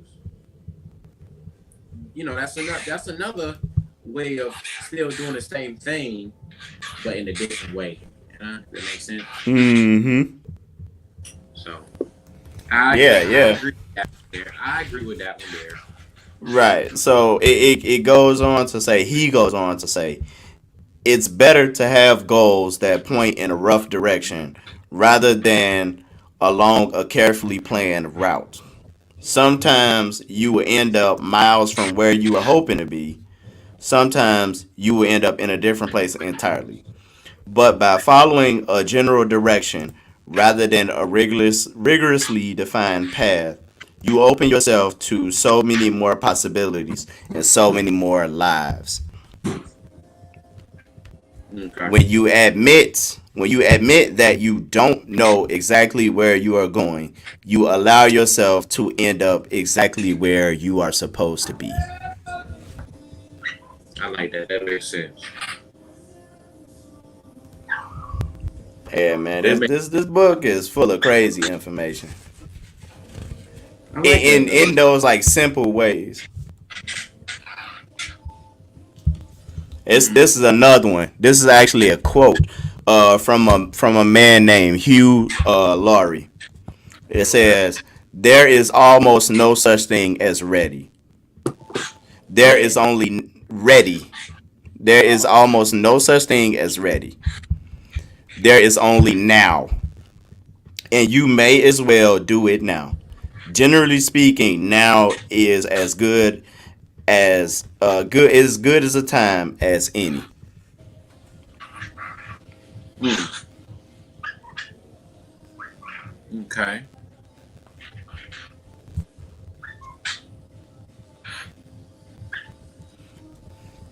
I need that now. That's a good This book. That book, got me thinking a little bit. yeah, that's what it's gonna do. This book right here, that's what it's gonna do. It's gonna And who do. wrote that again? The guy's name is Lee Crutchley. Okay. I like that. And I don't even read like that, but I like that. It's a short, easy read too. It's no crazy words in here. Not that I Right. remember. Right. But it's good. It's definitely a book you're gonna highlight and put sticky notes in. I talk about this book so much, like almost to the point that like when I talk to somebody, I know where to go. I'm like, oh, this is something they might like. This is something they might want to hear. Right. Like just because of like how much I done read it. But it's a great one. So I told you that we was gonna talk about your homie, right? Early on when I met Carrie here, Carrie's style and the work that he was working on, you know, it was just having ideas and things flow through my head. Now, one of my favorite artists is Andy Warhol.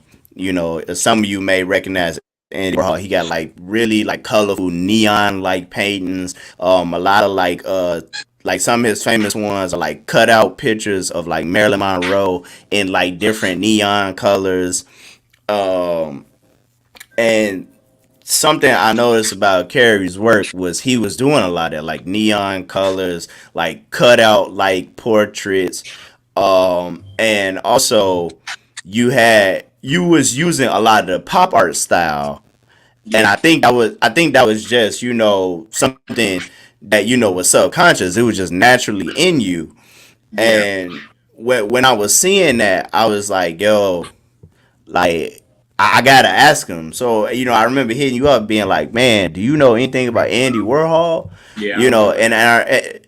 I remember you kind of being like, "Nah, like I know the name, but and I know I probably like verbal diarrhea to just like a bunch of artists that's like, bro, like check these people out. Like I think Yeah. they're gonna inspire you, you know." And Andy Warhol was one.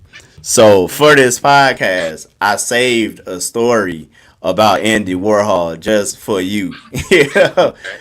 Okay. And Oh, I feel special.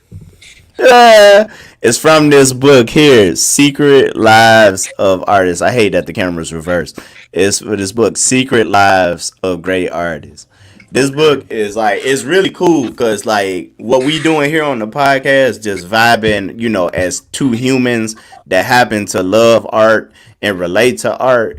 It's the Right. same thing with this book. This book is about just it says secret lives, but it's secret because all we know about them was that they was artists. We don't know about their personal, a lot of us don't know about their personal lives. Nope. So I bought this book with the intention of being able to talk to my friends about these people, Right. more accurately than I do, because I forget details from time to time. I mean, it's like hundreds of artists in my head, so I forget the tiny details a lot. Yeah. So, Exactly. the story I'm gonna tell you is about how Andy Warhol almost checked out because the shooters came after him. Mm-hmm. Yeah, Andy Warhol almost got put in the dirt. Damn. So yeah, so the story is that 1963. Warhol's six silkscreen equipment took up his whole apartment. He what he did was he rented a warehouse, right, and he started calling it the factory. So people would just like pop up, like his stuff was jumping like a club. People was there, all types of hours, right, you know, Right. and so like a lot of famous people, that was or say we would say like locally famous, but they had like big names, you know. A lot of these people was like addicts. They was addicted to basically addicted to meth. That's why the place was like popping, all the time, cuz like they was high pretty Right. much. Right. And a lot of these people, I guess cuz of his who he was, and what he was into in his personal life was they was LBGTQ members. Yep. This is back in the 60s, so it's a different time, and how A way things different went. time. Right. So keep in mind, this is his factory that he set up, and these is like people that's addicted. These is like early meth heads, like when doing drugs was cool. For Right. real. Right, when doing drugs was cool. So before long, the factory became a round the clock party, like I said, right? Right. He wound up being addicted to pills himself. Okay. you know, because and it's probably because it kept him active and kept him working. Yeah. So around this time he had also gotten to like making like underground films. Yeah, that's true. That Underground part. fit. Yeah, like like Like, low budget stuff. I thought you were talking about the nasty. Oh no, not that. Yeah, yeah, they was on that. Yeah, they was on that stuff. Yeah, he was Uh, making they was making, like underground films, and then he also managed a band too. okay. Right. So the factory stuff that was happening in the factory was getting a little too wild for him, and he wasn't too happy with it because people was like doing like it's the '60s. You know how they was, all that hippie stuff and Yeah. free love. Free love. So it's people sleeping around, being freaks in his his workspace. Yeah. So he had an attitude about it. He wasn't really liking it. So somebody actually jumped out of the fifth story window because he was high on LSD. What the freak? Bro, I'm telling you, this story is crazy. So for him, like like people noticed that like he was like nonchalant about some of this stuff, or like nihilistic. Like he was kind of just like off. Like it didn't make no difference Yeah. to him. So the homie jumped out the window, and for him, he, hit the thing he said again. Like I told you when I first introduced you to Andy Warhol, that Andy Warhol was a wild boy. Yeah. So what he said was, "How come he didn't tell me he was gonna do that? Cause we could have filmed it." Right. So he was gonna record a dude jumping out the window. They was wild back in the days, man. Bro, that was crazy. So, eventually, he started feeling himself when it came to like the movie side, making the Right. movies. Yeah. So, in '65, he decided that he was going to create a movie star. So, he turned this man into the socialite is, right? Like somebody that's like the life of the party and all Yeah. that. It would be the equivalent of today's like super, like social media stars and stuff like that. It's like that's like the Right. equivalent. So he turned dude into like a social media excuse me, I'm sorry, why did I say it, dude? He turned her into a social media star. Okay. Yeah, I mistook it because her name was Eddie, Right. or Edie. So she was in like all of his stuff, and he got her in magazines and all that kind of stuff. But she also went a little crazy because she started being addicted to drugs, and I mean, so she obviously didn't make it. You know, a lot Cussed of out. people start, yeah, a lot of people started to have problems with him because he was making money. His art was getting him paid, the movies, all Yeah. that stuff. He was doing a thing, being a pill addict and all of that. Meanwhile, all the people that he was like profiting off of, and all the people, junkies stick together. Yeah. Like Exactly. all of these people basically, they was poor, so they started hating on them and started, like, not really wanting to like mess with him because Uh huh. here he is making money, and he ain't spreading profits around, you Right. know. So um, what happens is so in '68 he closed that factory. He closed it, and he decided to go. He decided to put all his business into his office suite. But the problem was like like all of that stuff that he had done, and all the people being bitter and salty that he was getting paid, and he wasn't kicking no money back to the homies. You Right. know, they started they started to have issues, and one of them wanted some get back. Right. So what she did was she came to the office, looking for him, right? She showed up looking for him, and in the middle of all of this, the background on her is that she was in one of his movies. Uh-huh.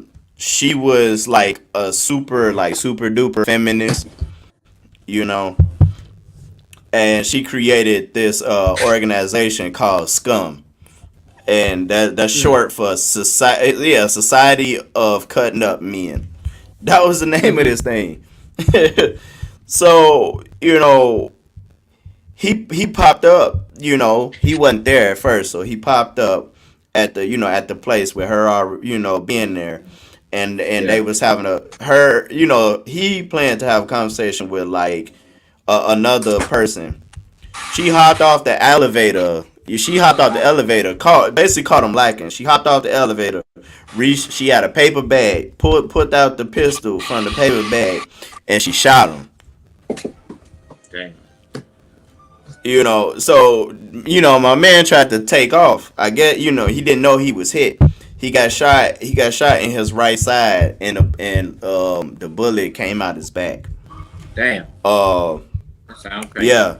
So then she turned around and she shot the other person that he was planning on having a meeting with. Somebody ain't had Mm-hmm. nothing to do with it. She shot him. She shot him, and so the everybody in the studio, obviously they hear the shooting, so they dipping and dodging, hiding, you know, um, the dude that she shot, the innocent person she shot, turned around and turned around trying to see what was going on. In the meantime, she turned around and she pointed the gun at Warhol, Andy Warhol, his dealer, drug dealer.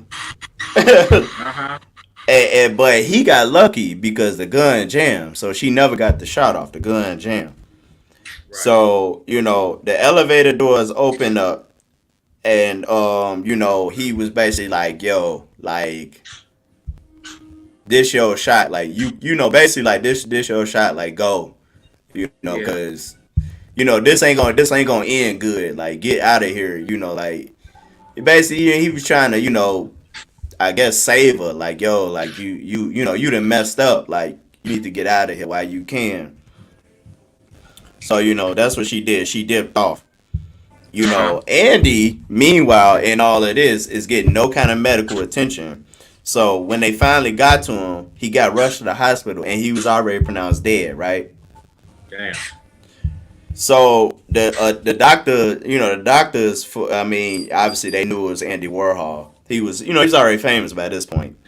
Yeah. The doctor decided not to give up and cut this man's chest open and massaged his heart to restart his heartbeat. Massage his heart. Yeah, they do that. They can pump your heart and it might start it back up. Oh. Yeah, he cut the man's chest open to pump Yeah. this man's heart, bro. Just to get him living. So he made it. He made it, but because of that, like some people when they come back, after being pronounced dead, like their health is not the same, and yeah, and his health deteriorated. He wasn't his same old self, but it was I think most of it, so a lot of it was cosmetic. You feel me? So what he had to do was he had to wear a corset. I've never seen one before, like because it's a specific corset. He had to wear a corset that basically kept, like it kept everything in its place, you know. So his body was like a And noodle. no, it was the fact that his scars didn't 100% heal. Oh. Yeah, none of the scars 100% heal, and like to the point where sometimes like he would bleed if he was doing too much, you know, like trying to lift up stuff and things like that. So he never 100% healed from it. And the funny part is old girl, she when she dipped off, eventually she turned herself in though, and she pled guilty So she pled guilty and she got sentenced to attempted murder. Now this is like the wildest part about her, her involvement in the story, bro. She only got 3 years. 3 years. 3 years for almost killing. And I mean, you might as well say she did kill him, because he got to the hospital dead. He was DOA. Right. And the doctor brought him back to life. Yeah, he was DOA when he got there, bro. This if it wasn't for this doctor, that man would not have made it. So he was DOA, and she only got 3 years for attempted murder. No, he died and came back to life. They must didn't care about that crap back in the days. Bro, I don't know what it was, cause I'm telling you, bro, this is like almost the 70s. You might as well say it's the 70s. And this is Andy Warhol. So this is Andy Warhol at his peak. Like this is like Andy Warhol jet setting around the world, big name, big name dude. The big stepper in art at that point. Right. And Shorty only got 3 years for trying to twist his muffin cap back. Only 3 years, bro. Only 3 years. That's wild. Only 3 years, bro. You talking about beef? You talking about beef, bro? Like in the art world, you ain't never heard no story about no artist having nothing go on like that, bro. She tried to assassinate him, bro. This man is an artist. It had better been that serious, man. No, it wasn't.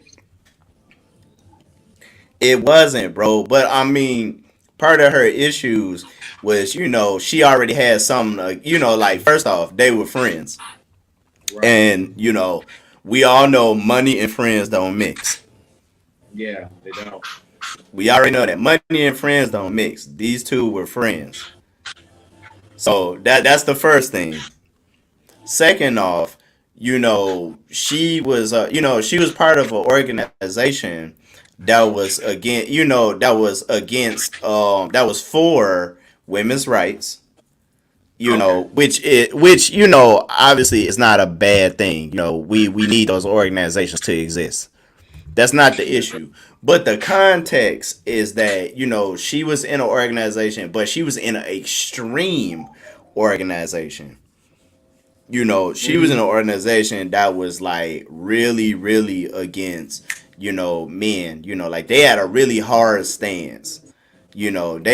So she probably, like all of her, thought processes, on top of the fact that, she felt like, he was bogus, which is probably the main motivator, was like, this my homie, he been making money off of us, and he ain't been kicking no money back. Mm-hmm. Which is probably the main motivator. It didn't help that he was a dude. It didn't help that he was a dude, but I'm pretty sure it was more about the fact that, hey, bro, like, I thought we was in this together. He used a lot of these people probably because he didn't see no worth in them, or didn't see as much worth in them because they was junkies. Right. That's exactly what it is. It had to be. Bro, what? It had to be because in no way, hey, you gonna kill somebody. It had to been deeper than whatever the issue was. Bro, she tried to peel that man back off of and I mean it didn't help because they was all junkies too, and you don't mess with no crackheads and they money. Hell no. Well, they kill you about their money. That lady, she was all, clearly she was mentally unstable. And, mentally unstable people do not need to be in extreme situations, Exactly. So, that organization probably was saying all kind of crazy stuff. She addicted to drugs. her homie played her, like, so she probably was just like, I'm about to do my thing, Yeah, exactly. So she's like, listen, all right, cool. I know exactly what to do. Murder your ass. Bro, that is Die. that is that is beyond crazy, bro. You ain't never heard of no artist So going through so nothing so like how did that. he how did he die? Did he still die from whatever issue he had going on? No, he died from his death was more related to his lifestyle, stuff that he was doing. He didn't die from complications from the or at least So kind of we could say no direct complications right, to that incident, but right, it was more related to just like lifestyle choices. exactly.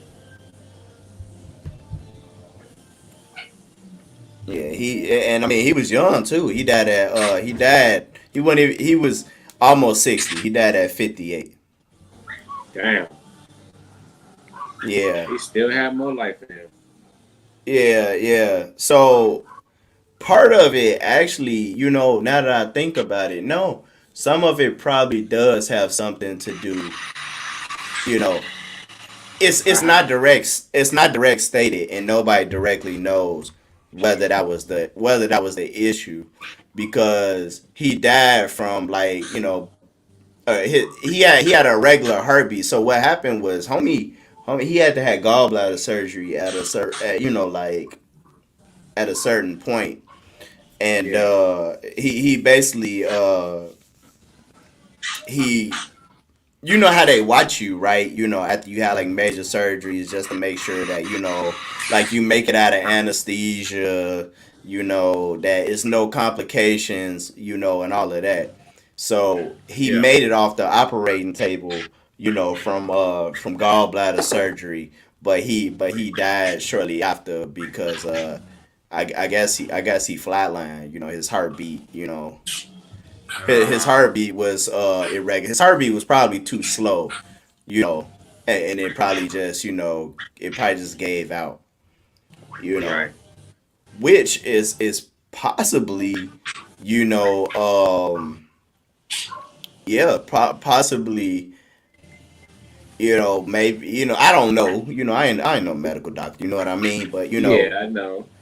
like a doctor, had to bring this man back to life by, like massaging his heart, basically squeezing his heart to bring him back to life. Maybe it's only so many times you could die and come back, Right. I don't know. Exactly.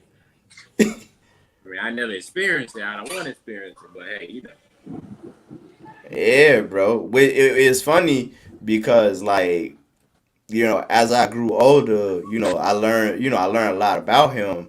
He died 2 years before I was born in the same month. Mm, He died February 22nd. I was born of 87. okay. I was born February 27th of Right. 89. And now this, that didn't make sense to me as a kid why like Andy Warhol stuff was everywhere, as a young kid. And it's because he had died, within, like he had, when I was seeing all of that stuff, he had probably died only about, 6, 7 years, prior to that. He was on t-shirts everywhere. Every gallery had his stuff in it that I went to. Right. Book bags, all kind of stuff about him. So he had people had probably finally started getting the rights to like use his face and and like in media and stuff. They had probably finally started paying for it, but I never thought about that, when I was younger, up until probably about high school. It was like, dang, that's why that stuff is everywhere. And that's why Mm-hmm. in the 90s, like he was like the dude. Like, he was like that person that people had seen pictures of or had seen artwork of, but never knew who he Right. was. Like, and that it makes sense when you put in that context. He had only died like he died 3 years before the 90s began.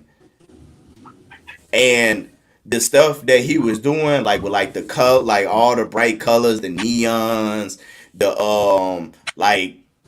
the random shapes like triangles, squares, squiggles, all that kind of stuff. You know, that stuff became the 90s. Like, that Yeah. became the 90s. That was in all our clothes. People was wearing hella neon shit in the 90s. You know, like TV shows like Saved by the Bell, they had like all them like little crazy like squares, triangles, circles, squiggles and stuff in their Yeah. backgrounds. Like that was the 90s. And this dude in the 80s, he was doing that stuff. Andy Yeah, he Warhol was. started out Yeah, Andy Warhol started out as a commercial painter. Um So what I mean by that is like, so he was a graphic designer before graphic designers. You know, Back then graphic designers had to draw and paint everything. Mm-hmm. Wasn't no computer. They had to draw and paint everything, and he was most famous for the work he did with Campbell Soup. Right. He was most famous for like the work he do with Campbell Soup. Like, if you ever see like any old school Campbell Soup drawings or paintings and stuff like that, those are probably his. Uh, but he got tired of doing that stuff. He just got tired of it, and he kind of grew like this passionate and like distasteful with doing it. So he started doing the work that he's known for today, like those, like, if you ever see like black and white like stencil looking portraits of people, and it's like Mm-hmm. split in like 4, 6, and 8, and it's just the same picture in like with Right. like a different colored background. That's him. That's Andy Warhol. Yeah, And I'm gonna look that up there. yeah, yeah, but that's why I was telling you, look it up. Like that Mickey Mouse shoe you did. Yeah, that's Immediately, some I Andy was Warhol like, shit. bro, that's some Andy Warhol stuff right there. That's Yeah. and it was dope. But yeah, man, homie was a wild boy. That ain't even like the half of it. He depending on how old you is, you probably got some grandparents or something that know something about Love Boat. He was on Love Boat. Mm. Um, he was on a lot of stuff. Like, dude was like a rock star. Like legit a rock star, like an artist who painted. That was a rock star. Right. And like some of that stuff was like what I was like, yo, like this somebody that besides like doing drugs and getting shot and some of the other wild stuff he did. You know, this the dude that like I idolized this homie, like because he was everywhere. Like you know literally a rock star. And this the dude that put Basquiat on the map. Who? Basquiat, John Michael Basquiat. The Mm. you've seen him. If you ever seen any pictures of a dude who got the Florida style dreads, like where they everywhere, all on his head. He looked like a Oh tree. yeah. He looked like a palm tree. A young black dude. Yeah. I That's know that. Basquiat. That's John Michael Basquiat. He put him on the map. Mm. And as far as like young black men to Yeah. do art, it's the most famous one. It's the most famous one. Mm-hmm. John Michael Basquiat is recognized across the globe. It's the most famous one. Unfortunately, he died at 33. but he died at his peak, and we all know that when legends die young, they live forever. Exactly. They live forever. But like that was Andy Warhol, homie. Cause he respected him so much. They had something in common. They hated they had a hate for traditional art. Mm-hmm. They didn't But like they didn't like the attitudes of people in traditional art, like being bougie and all that. They had big issue with that. And and they felt like art really wasn't like doing any experimentation, like like some artists feel like art is for experimentation, like that is the whole yeah, point of a art. lot of artists feel like that. Yeah. Yeah, and that's what that and they was kind of like in that boat, especially Andy Warhol, because Andy Warhol had come from a point where all his art was used in like newspaper ads and magazines and stuff like Yeah. that, but it was Yeah. used to sell, products. Right. So if you think about it, he remained faceless. You know what I'm Mm-hmm. saying? Like, it wasn't like people knew him. They knew the work, but didn't know him. He got no credit for it. Campbell Soup get credit. He didn't get no credit for it. Whoever else that he was doing work for, he was, painting the advertisements. So he had a problem with industry art, and Basquiat, as an artist, just had a problem with, the attitudes of people in art, and the style of art. He felt the art was like boring, and they had their noses up on like what was good art and what wasn't. So that's how Basquiat came up with that like real childish looking style. He was Mm-hmm. basically doing that because he knew it pissed off. Um, he knew it pissed off like traditional artists. Right. And then he also, like he was also one of the first people to incorporate words into his art, to have a message Mm-hmm. to his work. So he used to put words in it. It's about like political activism. It was all about his activism, especially like discrimination against blacks and Latinos, and just as a whole. So Right. he put a lot of stuff in that, which he would know a lot about because he was from Brooklyn. And if anybody been to Mm-hmm. New York, Brooklyn is a very diverse, a lot of black people, um, people from like the West Indies, and Latinos as well. So that was his that was his his life. And Basquiat Right. died the year before I was born. Basquiat died in '88, Uh-huh. which was also something I noticed too. Was like his face was everywhere, T-shirts, like cards, like just like cards, in art shops everywhere and stuff like that. You know, and I was just learning about him, when all of that was happening. You know, Mm-hmm. but yeah, he, his whole thing was just basically, they was like, dang, that's funny, because on the first episode, so y'all go back and watch the first episode. Frankie made it said it. He said he was an anti-artist. That phrase just came up in my head when I think about Basquiat. Like, he was like an anti-artist. Like, he created to express himself, but he wasn't intent on using like any type of techniques or nothing like that. And that So made him he wanted to be like very very original, like almost don't. He want everything to come from his head. Something seem like. in a sense, his whole thing was that he was following his own rules. Like Right. he didn't follow like no like technical rules on like, okay, well, you know, this is how you use a brush. You know, this is how like a portrait should look. Again, he was writing words on his paintings, and that was not a common thing to do.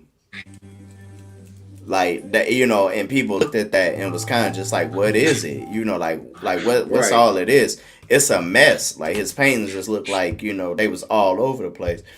Right. But they got people's attention because, you know, like the line work looks so aggressive.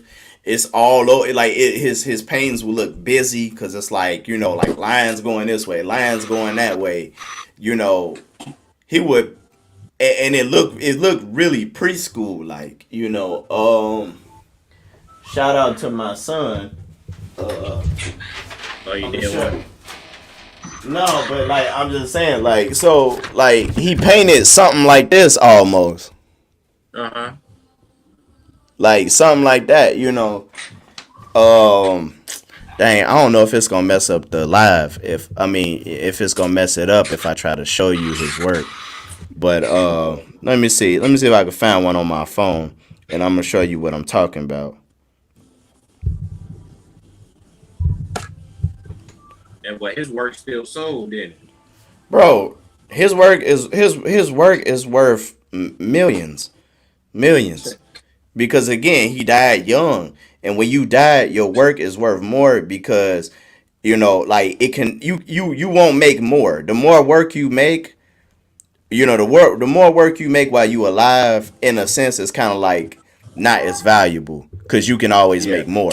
But when you dead, it's worth way more than when you was alive because there's never gonna be Make any that more number. of this.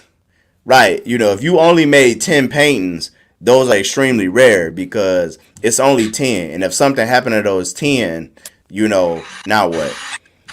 But like that's what like his work looked like. A lot of his work looked like this.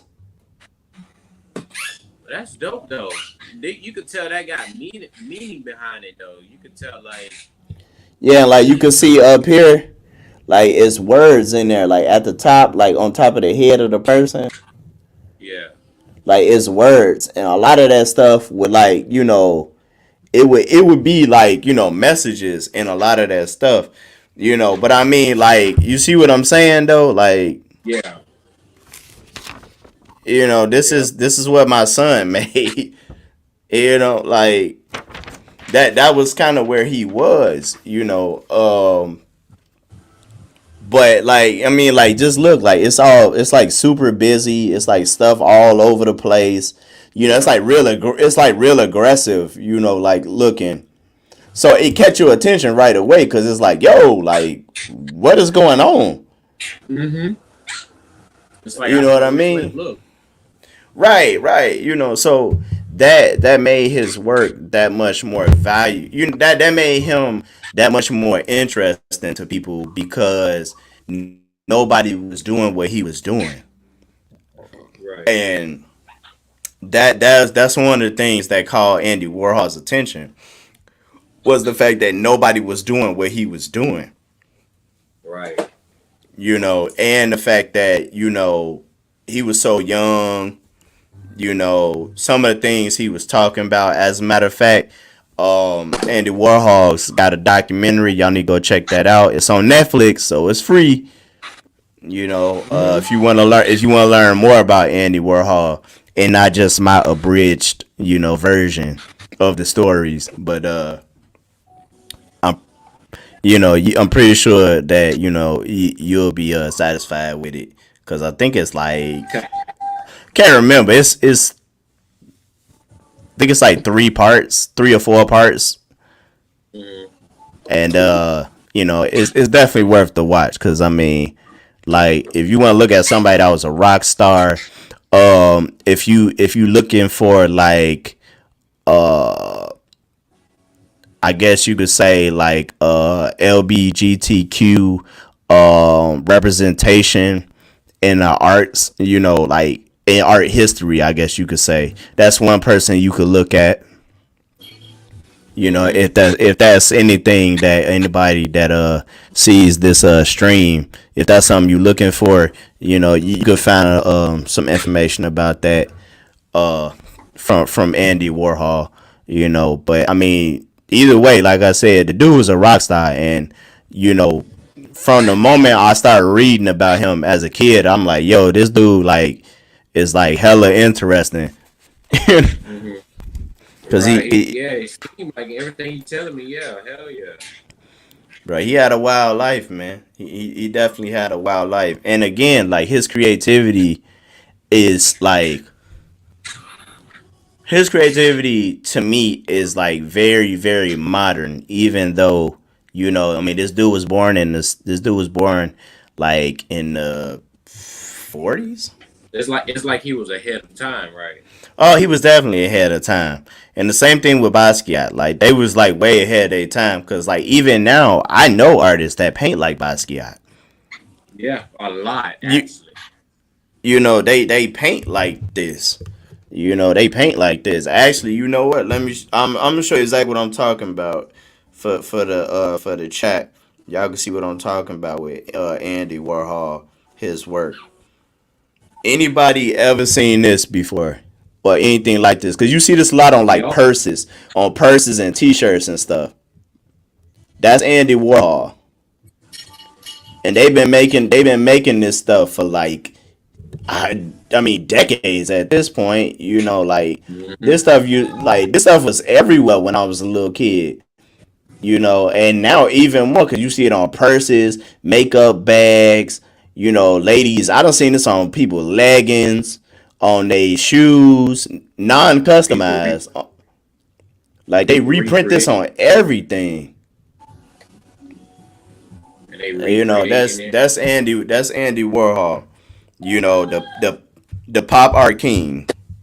Legit, the pop art king, bro. Like that man, you know, that man stuff. And now at this point, like people recreate it. You know, people create all types of, you know, work on it. Like I mean, like here, look here.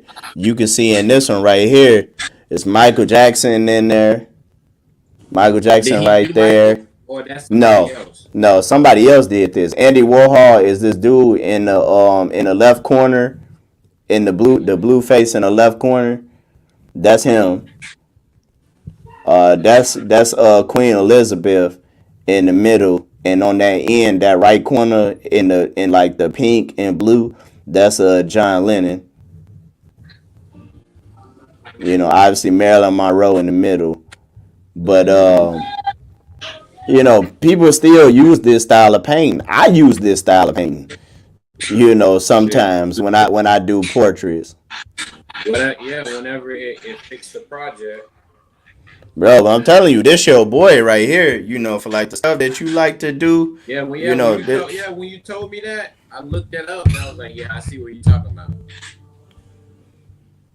bro. Like, homie was, you know, like the truth. You know, dude was a rock star. But yeah, you know, Shorty tried to take him out the game, bro. She tried to blast him and take him out the game. Motherfucker was greedy.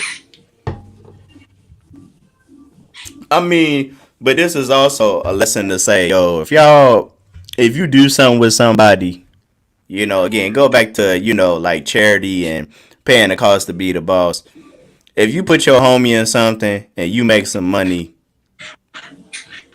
come on, do some kickback. Yeah. Do some kickback. Or they might try to push your wig back. You know. Real. And don't be hanging out with junkies.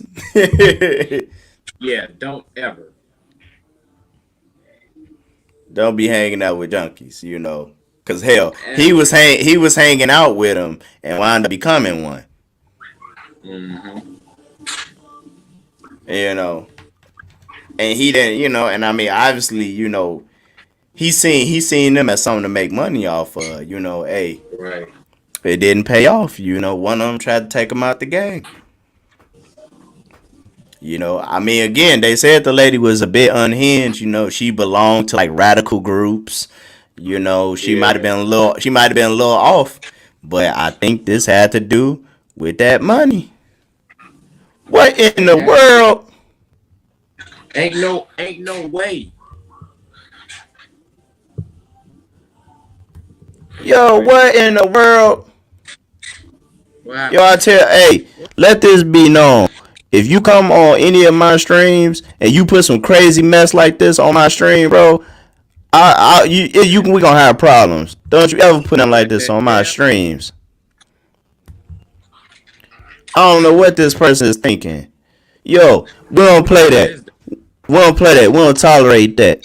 There ain't nothing about that cool. Don't you ever do that again. You know, now that might have been a bot or something crazy like that, but check it out. No games over here. You feel me? You know, this is a peaceful place.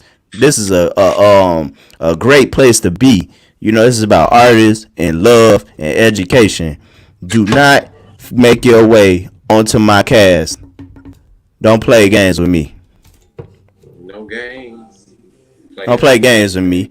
Ain't nothing about that cool. That was so random too. The hell?